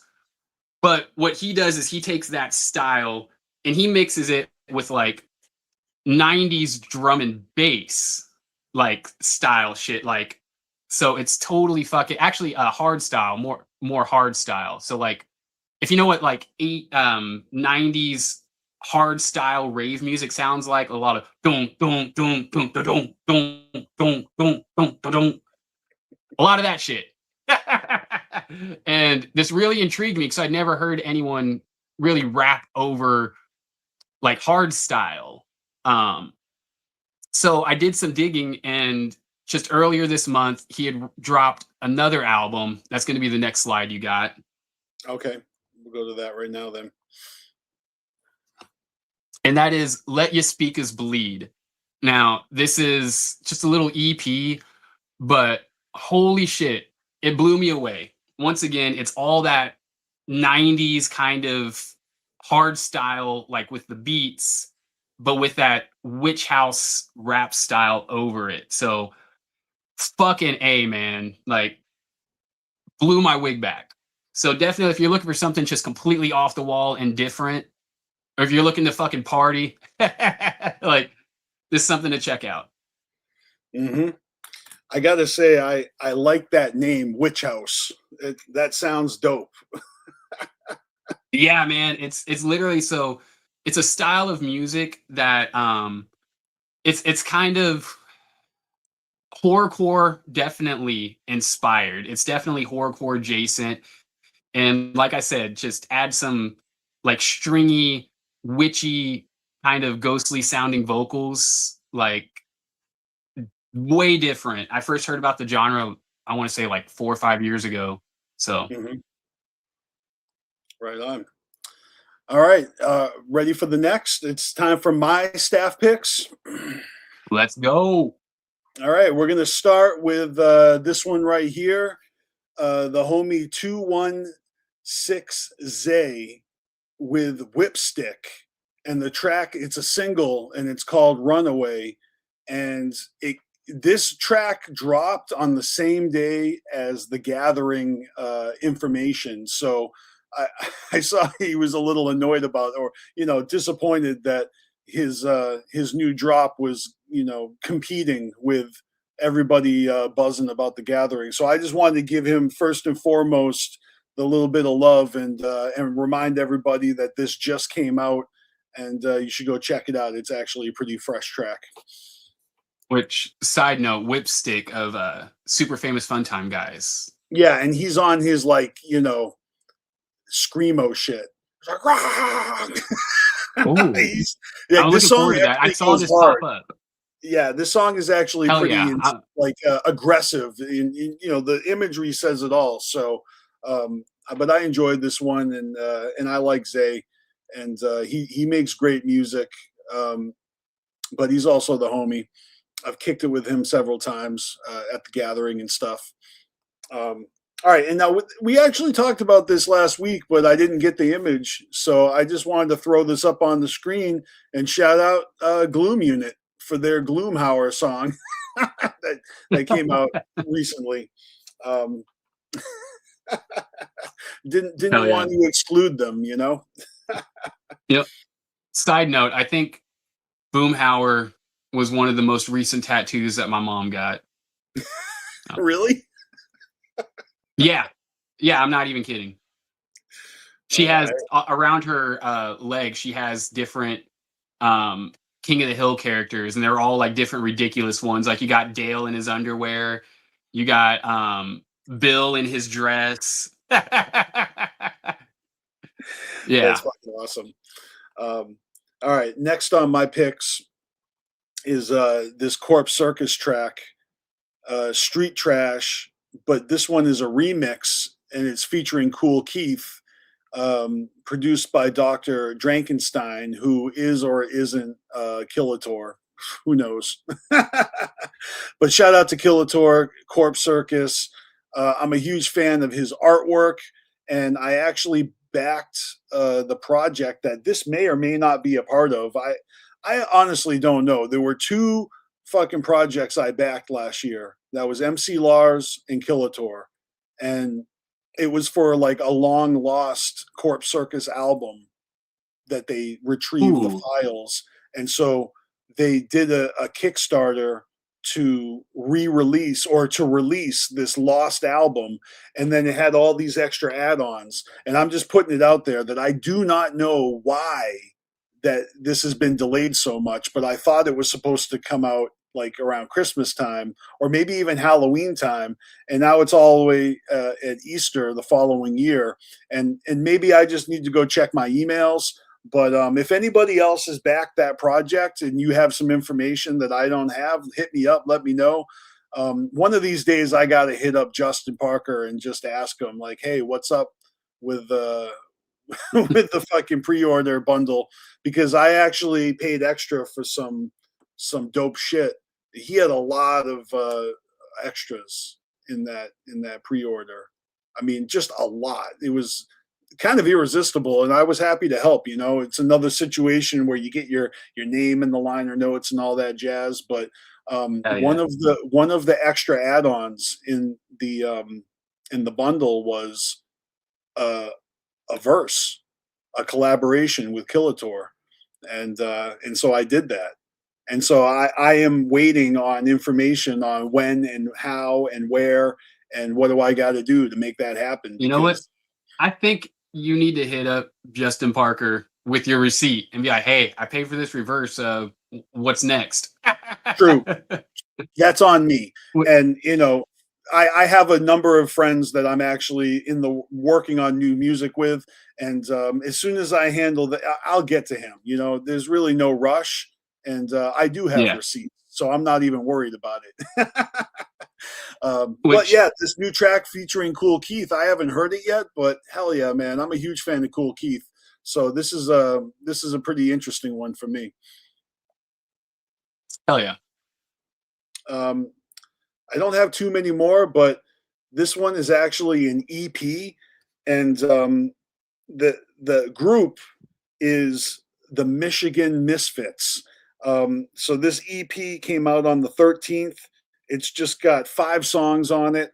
Who's Next, Self-Destruct, Think About It, No Emotion, At a Time. And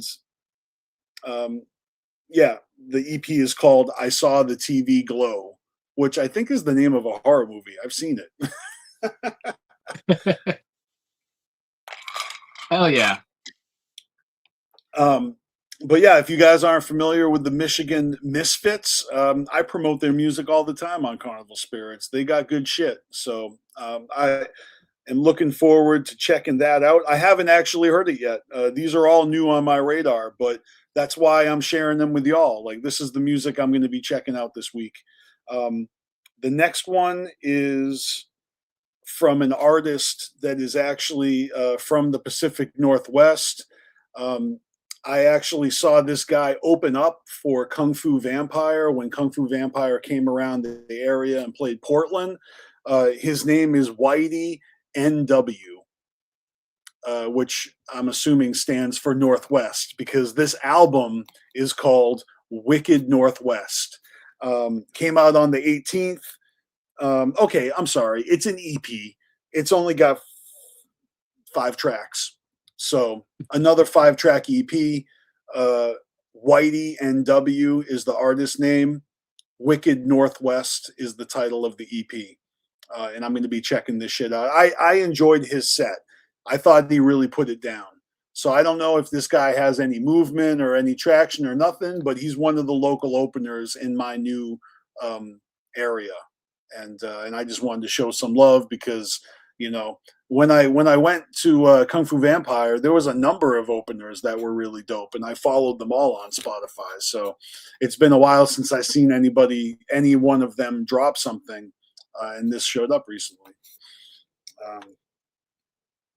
And really, Caligreen, that's all I got. That's the end of my staff picks. So Well, we've come to the end of the line.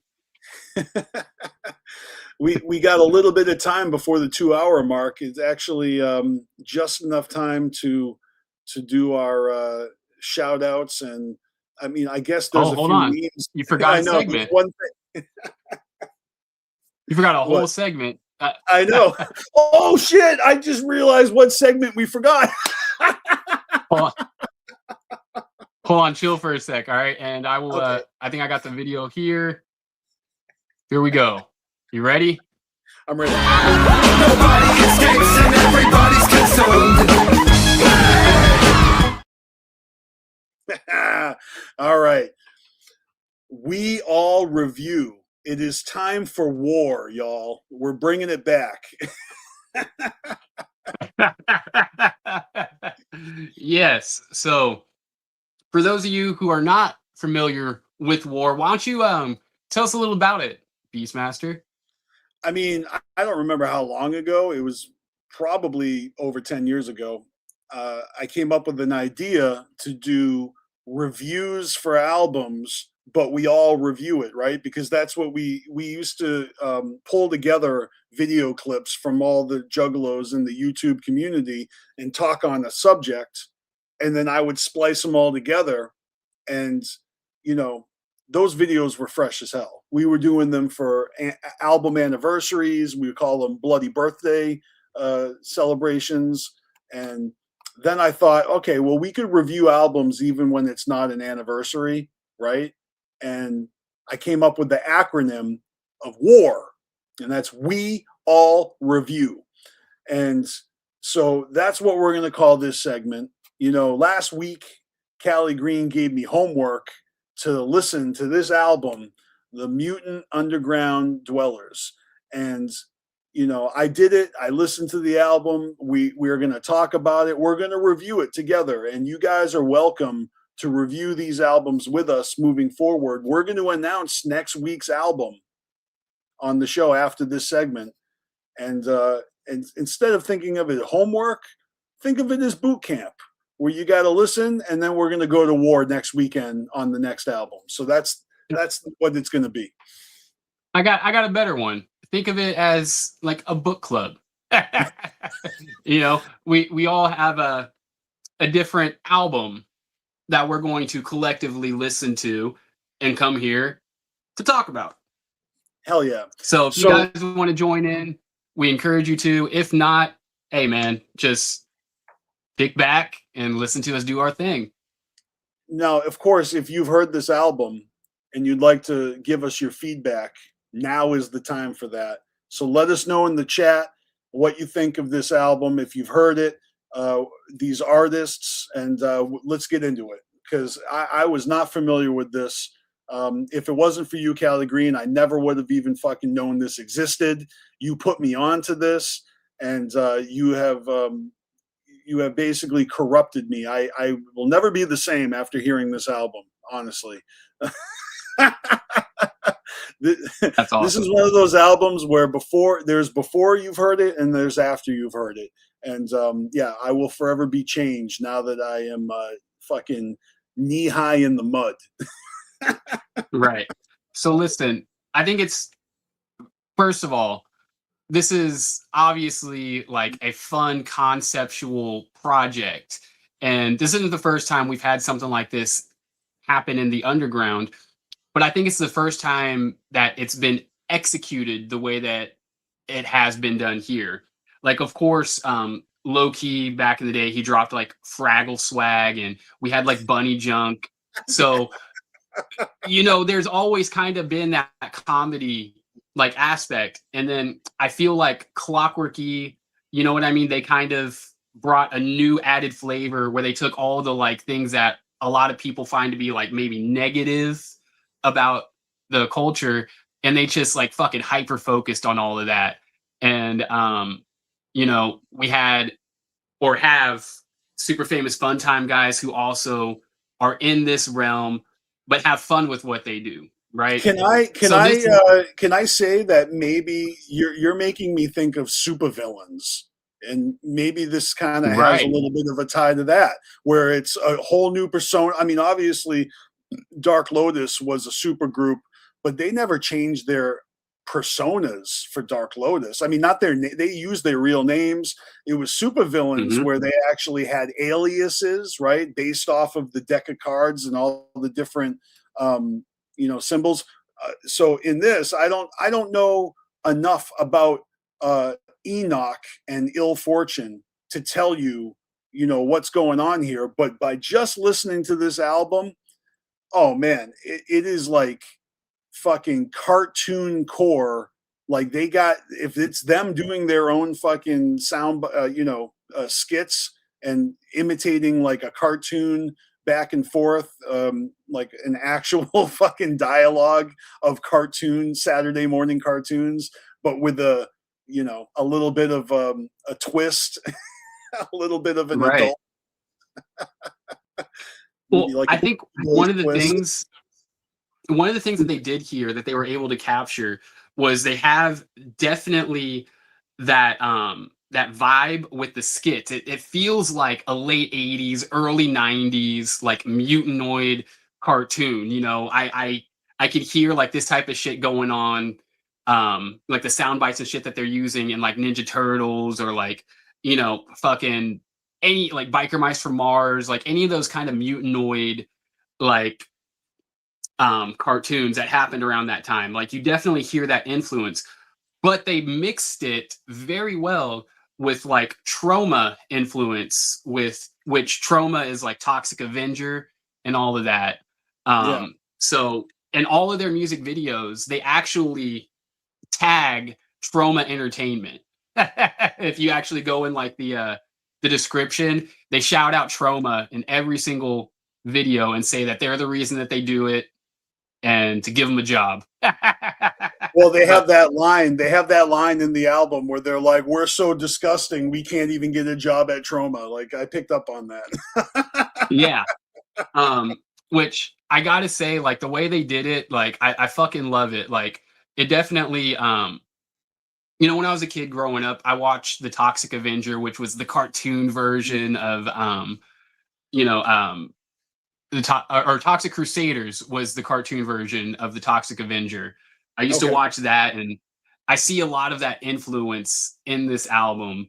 And man, they really were able to capture something that I don't think anyone else has been able to do to this caliber. You know, like, yeah, like you said, we had supervillains, which was a conceptual thing where we had the personas changed. There's also the psychopathic Raidas, right? And with the Raidas, they were kind of able to capture that imagery with their music video. But the level that they're going at with the Mutanoid Underground Dwellers, I think they have, I think it was 6 videos that I've counted that they've dropped within like the last year. And they're all high production videos. I'm pretty sure Ill Fortune is the one producing the videos. They're all top of the fucking line. And man, like when you watch these videos, like these visuals really give you that trauma feel. I don't think you've checked out the videos, but I made a playlist. I made a playlist for myself where I added in the videos for the different songs. So as I'm listening to it, I was also paying attention to the screen, you know? And yeah, man, well fucking executed for sure. I'll definitely check out the videos later, but just as an audio only experience, there is a lot of visuals in my mind when I listen to this fucking album. It is chock full of sound effects and skits, and I would almost say like it is a true concept album where most of the skits actually introduce the song and they make sense. Like the song is about the thing they were talking about in the skit. And I just want to give them credit for that, because they really teed up the songs very well, where it wasn't just like random bullshit and then a song, and it didn't feel disjointed. It actually felt cohesive. So I mean that as the highest compliment, because I will probably never listen to the skits again. Like if I ever revisit this album, it's just going to be going right to the songs, because I mean, but who knows? Because it really is kind of fun from beginning to end.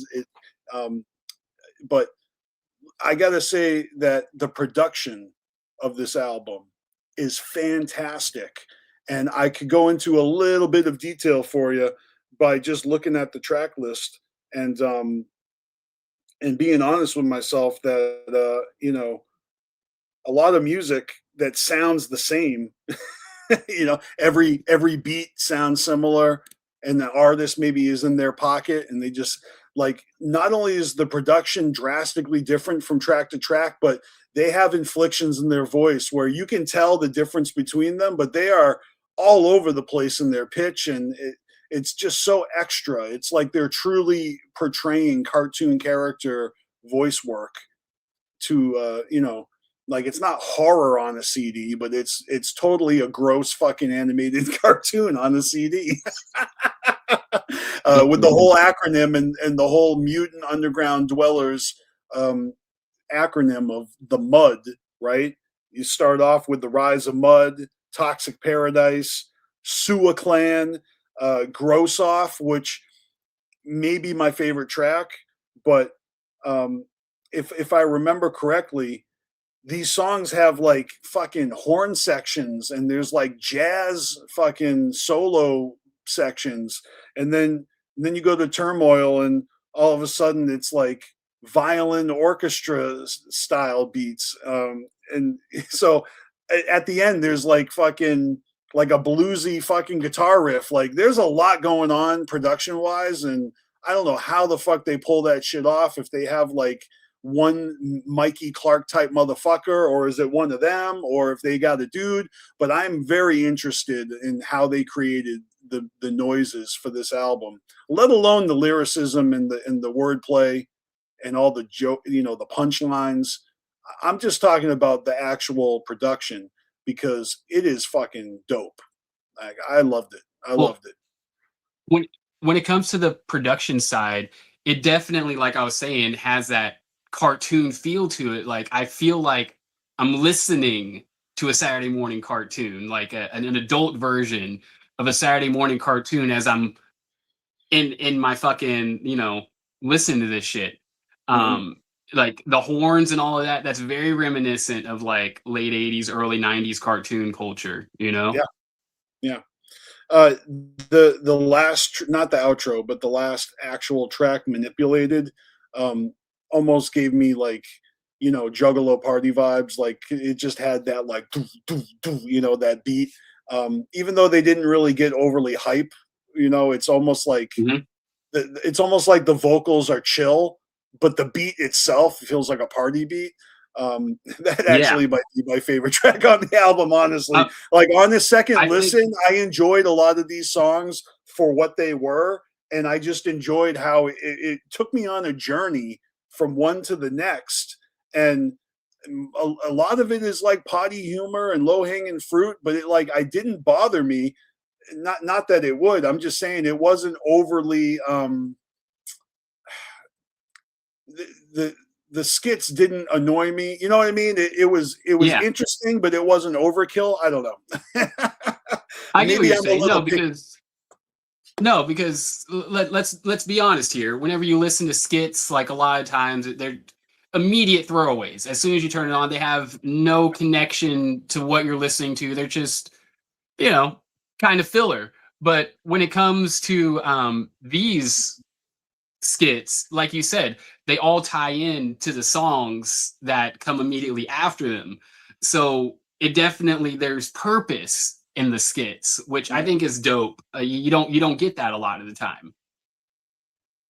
Um, the concept of you know, talking about the surface dwellers and pitying them and being like, yeah, fuck those guys, you know, they're delicious, like, and you know, eating the rich and all that. It literally felt like they found a template, but they weren't straight up ripping off like Ninja Turtles. The only thing Yeah. that could possibly be connected is the fact that they're in the sewer and that they eat pizza. So there's a little correlation there, but they didn't overdo it. There's not one turtle reference.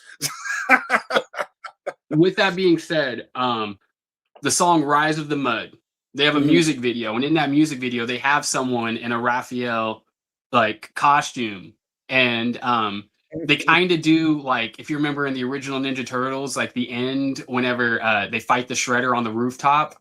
Mhm. Yeah. There's kind of like a little nod to that with them fighting Raph, but they're also Okay. kicking it with Raph in the video. So, um, yeah, man, I thought that was pretty fresh. But going back to like manipulated, featuring cartoon, I feel like that song was like completely left field from the rest of the album. Just like that particular beat, the way they're rapping on it. I really enjoyed that one, and I thought it was like a solid like song to round off the album because that's the last song before the final skit, and I Shit, really man. fucked with that one. I didn't even realize that Cartoon Banderant was on that. I didn't even notice. I didn't know I don't know what part he has, but again, I'm new to these guys. Like I never heard of them before you told me, so I don't know. Yeah. Other favorites for me are definitely Gak. I thought that was super fucking fresh. I remember when I was a kid, I used to have Gak. Gak was like a little slime shit that like I Nickelodeon made or remember whatever. I remember that shit. Yeah, I like totally had GAC as well. Yeah. yeah, and I really liked the song Side Effects. That one kind of gave me like a Cottonmouth Kings vibe, and yeah, man, all around, I just got to say, like this was a very pleasant fucking listen. And at first, like you were saying, you never heard much from these guys. I also like I've dabbled, like stuck my foot in the water a little bit with like Enoch and Cartoon and all these people, but I never like really gave them their proper listen. And the voices kind of throw me off, like whenever I first wanted to listen to this, but whenever I actually sat down and gave it that front to back listen, man, like I'm over the vocal tones. Like they kind of annoyed me at first, but they don't anymore. Like I got used to it and I'm able to like really listen to what they're saying. And the story is fucking phenomenal. This is definitely like this came out, I believe, like towards the end of last year. And if I had heard this towards the end of last year, I definitely this would have been a contender for album of the year because it's really fucking good. Just I can't give it enough flowers, enough props. Like they really are onto something with this project. Hell yeah. Well, I'm glad you made me listen to it. It was definitely worth my time. I'm glad it's on my radar now. It does get me curious about these guys individually because I mean I have actually heard of Ill Fortune before. He's collaborated with other people, um, and Right. they all have releases and singles and music that I haven't heard. So when I feel like I got the time, like there's plenty of music to dive into. I don't know how many of you guys watching, you know, have fucked with these guys, but this is a great album. Like regardless of anything else, I really like this one. Great project. Yeah. So when it comes to going to war, you know, next time we go to war, uh, will be the next episode we do next week. Um, so is it my turn to pick? Is that how this works? Yeah. you, you Yeah. picked that album, and now it's my turn to pick an album because Yeah. Let's do this. I came into this thinking, all right, well, I'll probably pick the Michigan Misfits, you know, EP, but I got to be honest with you, after talking about the interview and the 20-year anniversary re-release, if MC Lars's album The Graduate is available on streaming to consume, I would love to make that the next episode Let's do for it. so you guys out there, you have your assignments. Check out MC Lars. The album is called The Graduate. And well, I guess this was just for the anniversary show, but yeah. But this is Go basically the seek that out. cover of The Graduate. Yes, exactly. And you know, I believe he does his own artwork, which is super fresh. And yeah, next week we're all gonna review MC Lars The Graduate. And so that gives me a good excuse to fucking check it out, listen to it, take some notes, and then we'll reconvene right here and we'll chop it up. And that would be fucking awesome. Hell yeah. Hell I'm yeah. looking forward to that one. Yeah, like I said earlier, like I listened to most of it. I kind of skimmed my favorite songs, but Mhm. I'll actually sit down and give it that proper front to back listen, and I'm sure I'll have a lot to say about that one. I guess what I should do is I'll make a post about it, you know. I'll let everyone else know on social media that we're doing a review for it. I'll try to make it a call to action. You know, if you want to participate, if you want to contribute to it, we'd love to. You know, listen to. We will read your comments. If we make a post where you guys can share your feedback, we'll go check it out and we'll include whatever you have to say about the album in our review next week. That sounds like a plan. Hell yeah. All right. Well, I mean, it looks like we've gotten down to the end of it. I got a few random fucking images to throw on the screen real quick before we go. One of them is this book, which is from Wicked Chef Catfish, Big Book of Munchies, Poor Man Grub to Eat Like a King of Chaos. I don't know what the fuck this is, but I entered for a free giveaway. So I got my fingers crossed. If your boy wins this, I'm going to fucking win a free copy maybe, or maybe you will. I don't know if it's still live, but you can search this up and it's been out there for a while. And I'm a little curious about it. It looks like a Juggalo cookbook. Yeah, totally. And you know what? It wouldn't be the first one. I know that there's been a Juggalo cookbook before. Hell yeah. Now, the only other fucking images I have are memes from Juggalo, Ohio 4. I don't even know if you want to go there. I mean, we can go there quickly. Okay. All right. Well, we'll start off with this one because this is the first one that I saw. And then we'll go to this one. This was the second one that I saw. And if you can't read Wait, that, it says weird you like yanking dick. yank a dick.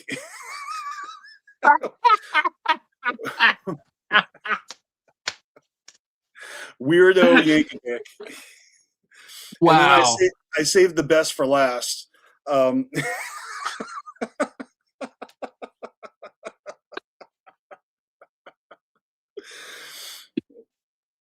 mean, these all speak for themselves, okay? I don't even know what to say. Listen, it's obvious that no one is cool with what this guy did.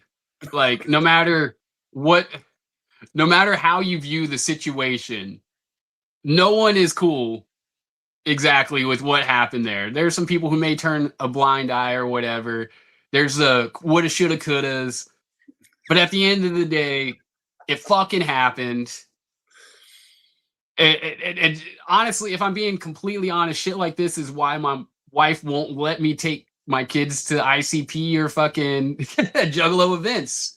Because from what she has personally witnessed is kind of situations like this, you know, and For sure. there are people that act like this is the first time something like this has happened. It's not. And it's not just our culture either.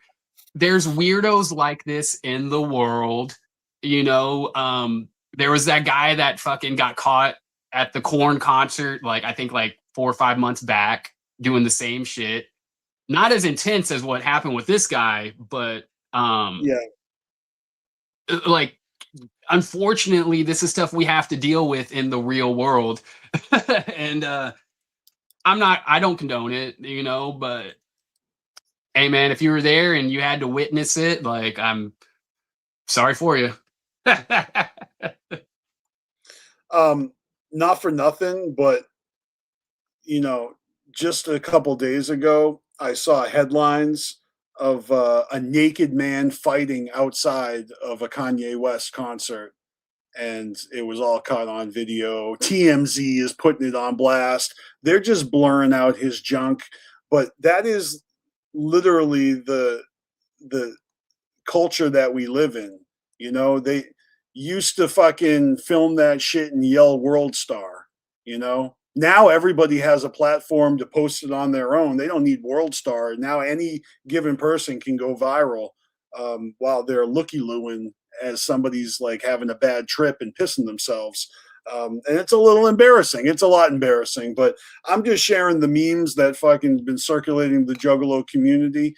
I'm not condoning anybody hurt anybody because this guy has definitely suffered. But I will tell you this. I hear tell that this motherfucker made a diss track to Humble Among, and I would love to hear that song. I'm just saying, stop gatekeeping. Where's that diss track at? Because that's now part of the lore. Right. Like listen to it literally for the lore. Not as a hit, not as a hit to Humble. No. For morbid curiosity and the lore. Absolutely. You know, because I watched the video where he was I watched a lot of videos. I read a lot of responses from the community, and I'm telling you, this incident really got a chokehold on our community, and basically has revived this sentiment that people are sick and tired of buttholes at the gathering. And you know, Wacko the Kid has been very vocal about that, where he, you know, both him and Ouija are, you know, pretty staunchly against the PDF files in the world. And, you know, they're all on the same page, no pun intended. We are all the pages, unfortunately, including this doofus with a Hitler mustache. So it's triggering and people get triggered, you know what I mean? And I watched Swill's Edition do a video where he talked about it, and he brought a lot of, you know, like empathy to the situation. SON had a really interesting take on it, where I never even thought that I would see it from that perspective. But you know, so there's been some hot takes, and there's been some you know, more I guess well thought out takes. But no matter how you slice it, this is a no-go. Don't do this. Don't be this guy at Juggalo events. Don't be this guy. But which, with that being said, if he were to ever show up at another event now, he's been put on blast so fucking loud that someone's gonna notice and they're gonna feel like they're gonna be outed if they don't put him on blast. Like that's what this situation has got to. Like it's gotten so much fucking so much press, I guess. I mean, even Chill Juice reported on it. You know, they are our personal TMZ.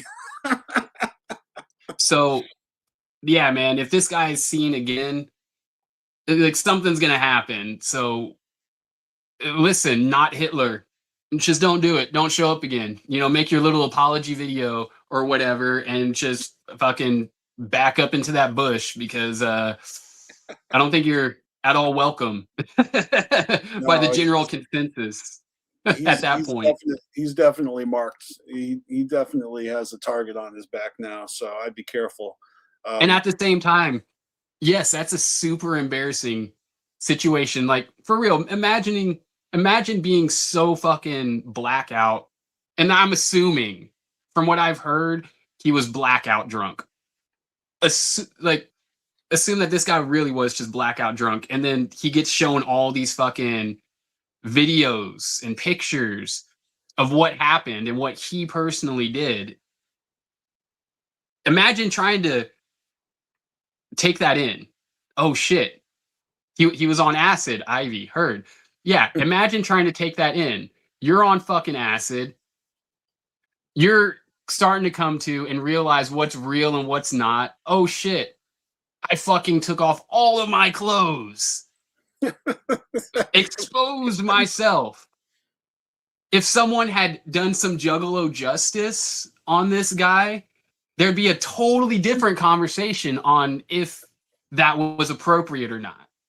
Like, let's be real. That would be the conversation right now. Was this justified? So, well, that's because nobody really wins. That's because if there was Juggalo justice, then everyone who wanted Juggalo justice wouldn't have a reason to complain that there wasn't any. Instead, we'd be talking about, did this guy deserve to get stomped?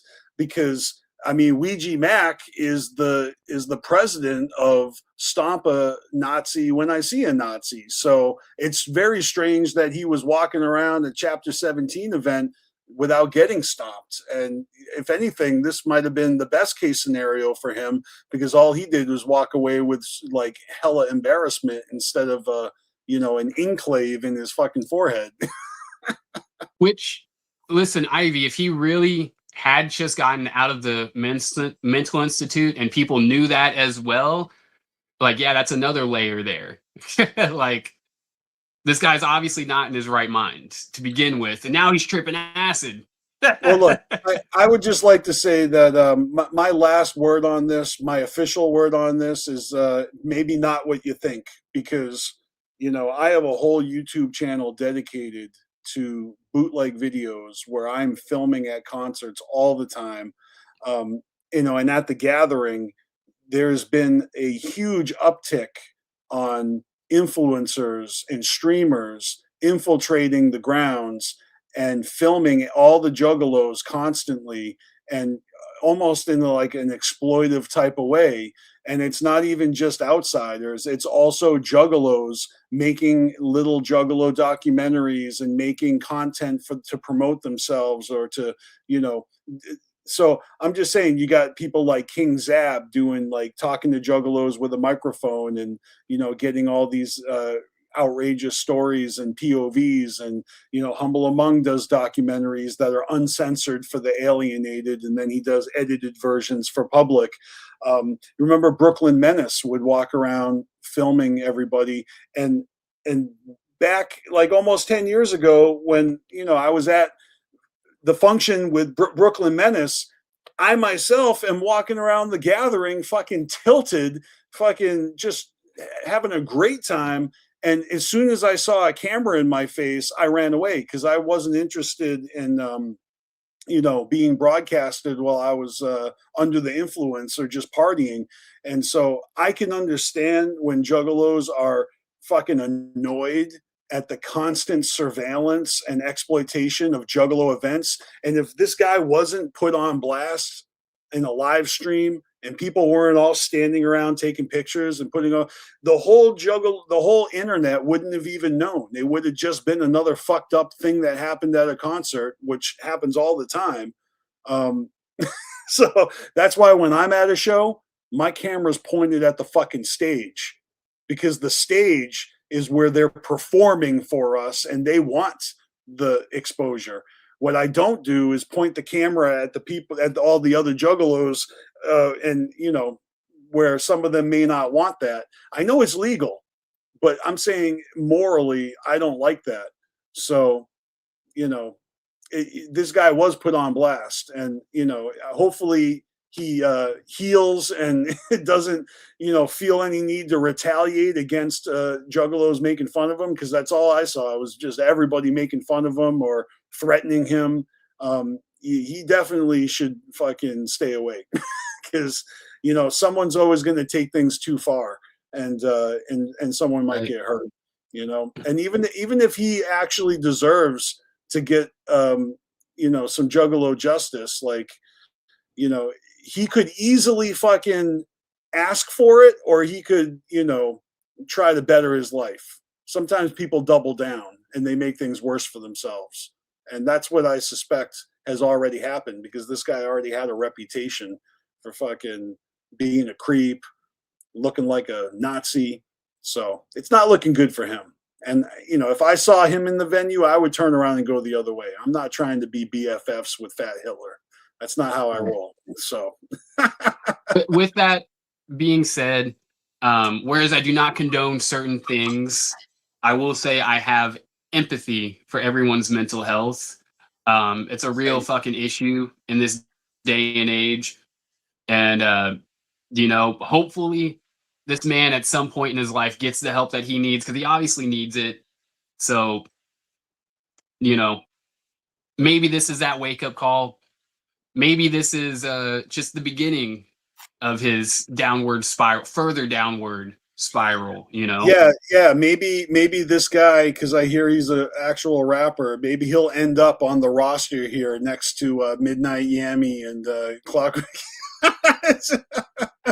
Maybe that's what we get to look forward to in the future of the Juggalo Underground. I doubt it, but let's hear that Humble Among diss track, because I want to see or hear how bad this guy is.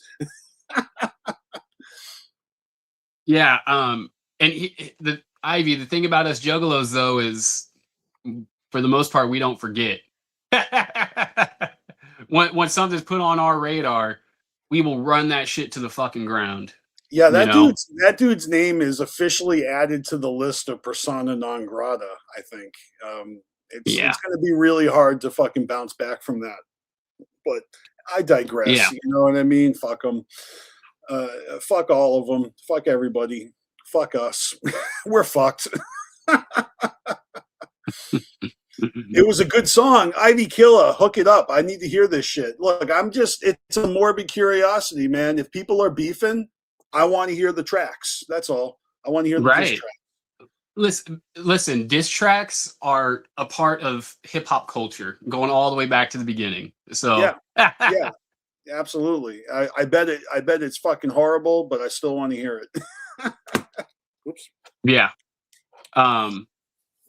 Man. Well, Caligreen, I think this is a perfect time to wrap this up. We've gone 2.5 hours today, and I think it was a great stream. So I want to thank you. It's been good. Hell yeah, man. I agree. This has been fucking amazing. Thank you to everyone that's been hanging out with us in the chat. Real quick, got to show some love to... Actually, before I do that, got to shout out our fucking merch. We've got this fresh ass collab with Nate Perez. It is hella dope. I definitely urge you to check it the fuck out. Nate Perez Carnival Spirits collab. Super fresh. We also got our own strictly Carnival Spirits merch. You've got the Not Gnomes. You've got the fucking Caligreen logo, the BstMstR logo, the fucking Goosebumps looking font. We got a ton of freshness over on the website. There's a few designs other than this as well. And then we got to give love to the members. So real quick, here it goes. Boom. Ninja with the Pencil, Ivy Killa, Swills Edition, BstMstR and myself. Definitely, we appreciate our members. If you want to help support the channel, definitely go hit that fucking, what is that button? The sub button or whatever. Subscribe button. Join the membership. Yeah, the subscribe. Membership. Hit that subscribe button. You know, get in on the memberships. We got a lot of extra content. We're going to be presenting more content that's members exclusive. And yeah, all the contributions go back into this underground scene one way or another. So 100%. definitely fuck with us. Yeah. Yeah. And some way or another, we're giving back to this community with all of your guys's like fucking donations. So take that off the screen for 1 second. yeah, where'd it go? I could have done it.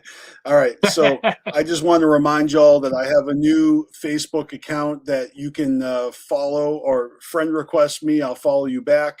And, you know, I actually have been, you know, sending friend requests out to everybody who is on my old account in the order that they show up in the birthdays list. So, you know, if your birthday is coming up, you're getting a friend request from me if you are already on my last Facebook account. But this is my new account. I'm just sharing it with y'all because it is public.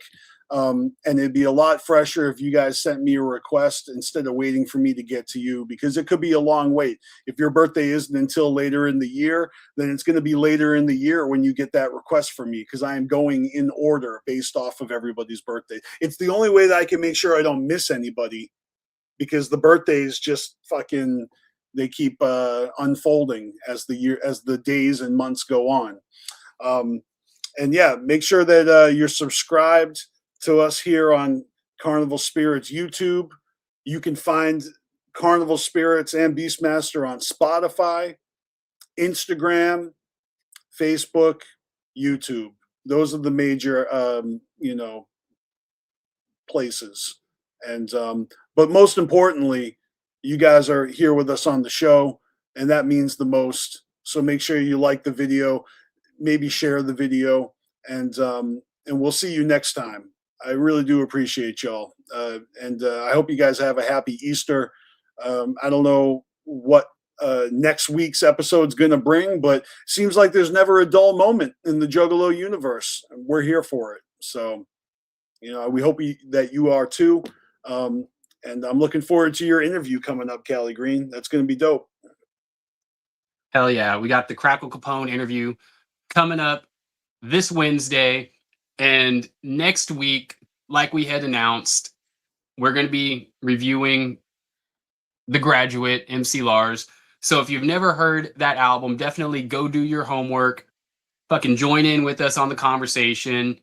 If you have heard this, be prepared to talk about it next week, because we want to hear what y'all think about this fucking album. It's super fresh, 20-year anniversary. What better time to give it its due? Hell yeah. I'll make a post about it on Instagram and Facebook. If you want to send your thoughts about that album to us on social media, or if you want to join us on the live stream and tell us what you think in the chat, we will be reading all of those comments. So I'm looking forward to that. Hell yeah. Hell yeah. With that, Caligreen 2 fresh. Always keep it wicked fresh. And I am B to the S to the T to the M to the S to the T to the R, your friendly neighborhood Juggalo, BstMstR. That's right. And you guys have been awesome. We'll catch you next week. Don't forget to send Don Chaos your video snippets celebrating 9 years of the Hours of Chaos podcast. Really appreciate that if you did that. And always remember to fuck the fuck off, motherfuckers.